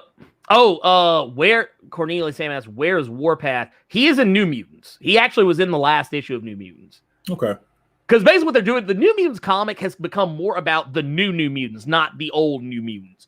The old New Mutants like Magic, Warpath, and all the rest of them, they're there, but they're more mentors to the new up and coming crop. So they're focused more on like Scout, Gabby. Okay. You and them. They're more focused on characters like that now. Okay. And then of course, Danny and Karma, they're getting focused. They're focusing on those characters, but I don't know, it's all over the place. I like the New Mutants book, but it's just it's if you're looking for a specific character to get in kind of shine, it's kind of all over the place. What happened to Danger? Dude, what the fuck happened? I don't know why I just randomly thought about that. What Danger just gone. Yeah, Danger just gone. And I don't know where the fuck Quicksilver is. But I do have a feeling we're gonna find out very shortly. Yeah. Let's see here. Let's jump into Discord questions and see what we got. I'll put that over there because that's a thing. Questions from the Discord. Urban Prince of Strong Style asked, Blerd, who was truly right in Injustice, Batman or Superman? I truly think Superman was right about taking down dictators who oppress people, and it showed me that Batman's no killing rule is completely useless. Well, I would say, okay, here's the thing. In story, in story, yes, Batman's no kill policy is kind of outdated. Fucking stupid. But the reason why that policy exists is because people really like the Joker. And Two-Face, like they want to keep these villains coming back. So it's kind of like, you ever notice how no one has a favorite Punisher villain? There you go. Because that motherfucker kills people and they don't come back. I think the only one is that I can think of is Bushwhacker, not Bushmaster. Bushmaster. Well, you have Bushwhacker and you have Jigsaw. Oh yeah, that's really it. Yeah, that's it. And you can say Kingpin. You can say Kingpin. I don't really count Kingpin. Kingpin is everybody's fucking. Yeah. Shit. Hell, he even fucks with Doctor Strange every once in a blue moon. But do I agree with Superman? I don't agree with Superman because Superman in Injustice was about absolutes. And that was kind of the problem. Both sides had an absolutist quality where Batman didn't want to kill anybody. Superman was ready to clap anybody. Well, the question was saying that Superman was right about taking down dictators when then Superman became a fucking tyrant. Right, that's the thing. And that's the problem. That's why, like in stories like Injustice, okay, case in point, Civil War, you can pick a side. Tony Stark, Civil War 2, or well, I mean, honestly, in Civil War 2, there's only one right answer in Civil War 2, and I'll be the first one to admit it. Y'all know how much I love Captain Marvel. Mm-hmm. Y'all know how much I love Captain Marvel. She's wrong. But the thing is, I think in Civil War 2, that was kind of the point.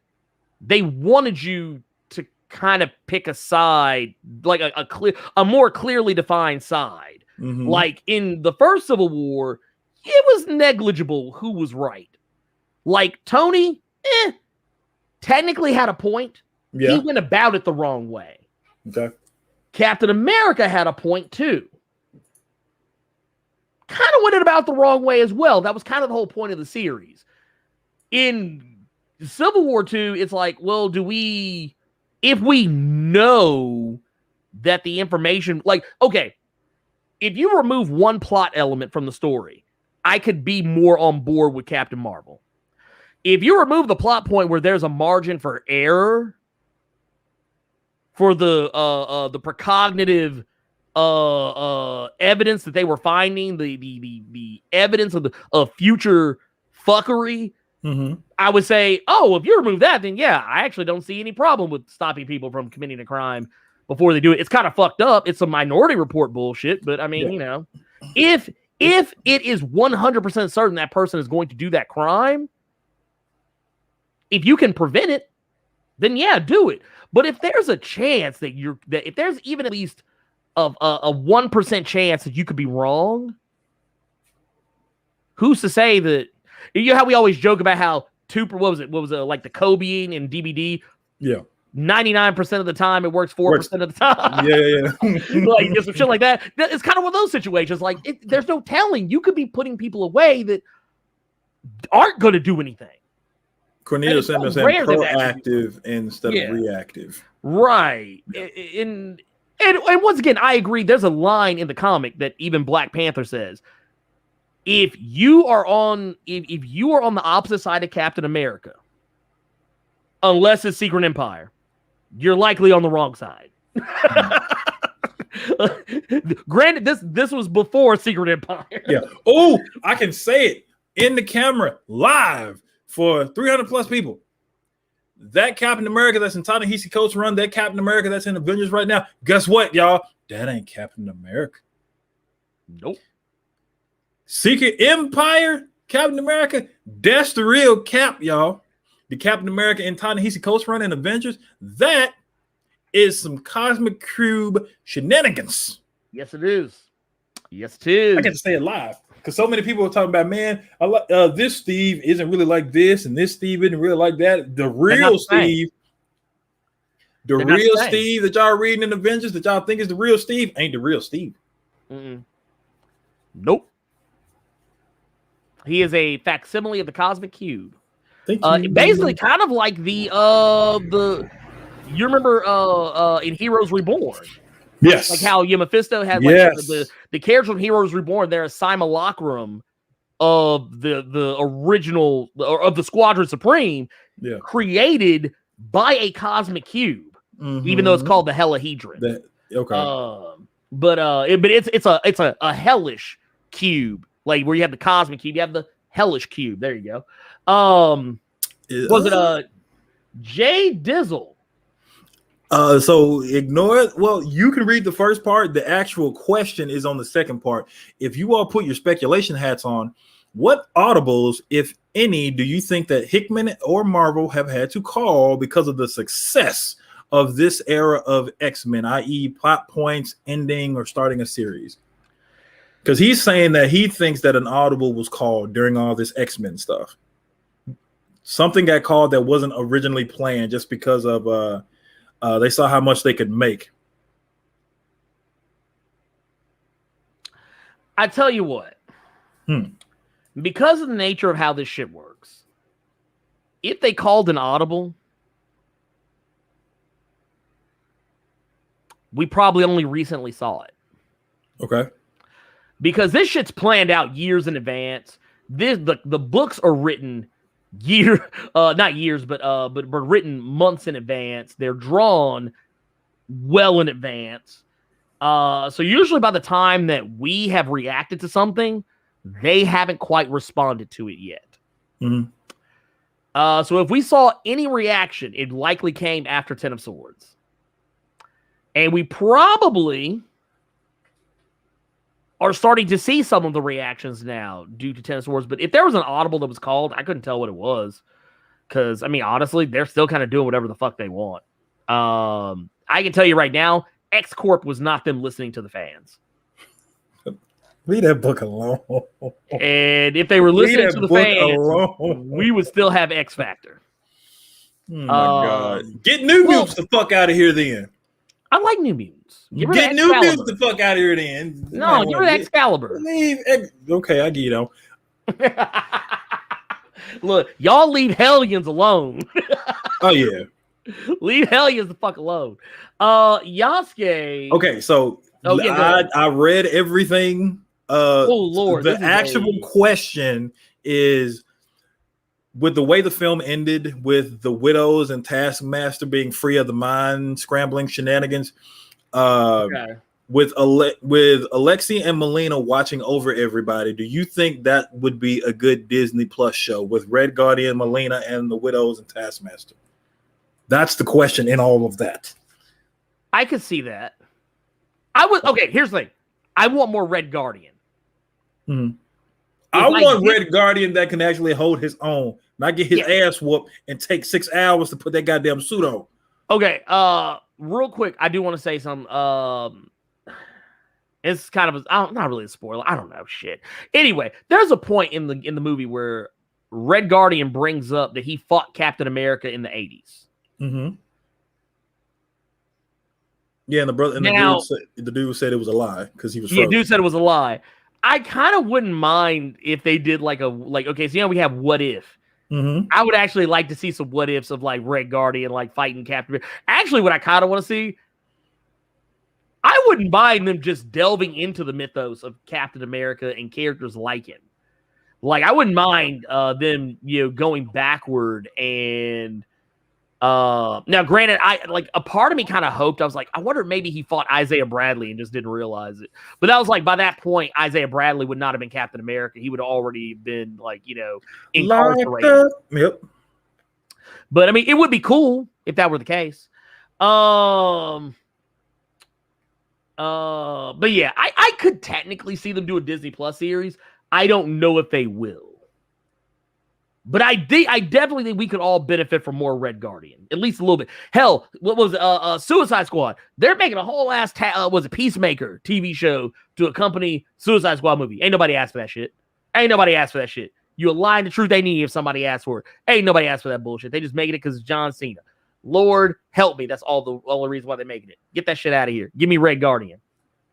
Make me a Red Guardian show. I'm gonna laugh if you end up liking that fucking show. I hope you know.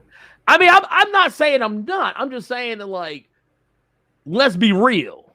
Okay. Did anybody ask for Peacemaker? Nobody knew who the fuck he was until literally that trailer came out, and they still don't know. That motherfucker is a whole ass character in the current Suicide Squad run. Nobody knows. Last question. Rough Rider asks, what was the issue of Black Panther that had the all-black Avengers team? It was issues number 23, 24, and 25. Yep. So basically the last 3 issues. Last 3 issues is what you're looking at. Technically, the issue 23 is just every black character is there for the funeral of Nakia. The 24th issue is where they're actually like coming together and doing shit. And then the 25th issue, they are still doing shit. So there you go. But that is it, Carter. We did it. Yes, we did. Well, we didn't do it. We 2 minutes over. I want to talk about it. We 2 minutes over. We did it. That's fine. Anyway, Carter, what do you got going on this weekend? Man, honestly, if the people want it, I will play some more Arkham Knight and have some more conversations with everybody. That's basically what I did yesterday. I talked about Batman Earth 1 because a lot of people didn't know about Batman Earth 1. A lot of people didn't know about Earth 1, period. So delved into that a little bit. A lot of people think Earth 1 is like the main Earth, and it's like, no, that's not the case. Yeah. And I also delved into a little bit of Sex Criminals, one of my favorite panels from Sex Criminals. I'm gonna read that shit to you too, so you can see what I'm talking about. A lot of people, they kind of felt me on that one, and it was a lot of me realizing that Batman Arkham Knight, it's an M-rated game for a reason. Batman killing several people in that goddamn game. Yes. Go back and watch my stream. It's the same. My YouTube channel is the same as my name here. Carter Presents, one word. Go if check you click that on out. Carter's name in the chat, yeah, you will go to his YouTube channel. You said play aliens. Fuck you, Darkmane. That's how I answer that question. But honestly, I think you and I are about to play some DBD at some point. So I'm probably gonna do that. If people want me to stream, just you all let me know. There you go. Actually, I was gonna say too. Tomorrow, I was thinking about doing something tomorrow. Like I've been thinking about doing some streaming on Sundays or like adding another streaming day, like where I just chill, play video games because I play video games and I could be doing it to talk to y'all, but I'm just doing it and playing by myself. That sounds awful now that I said that out loud.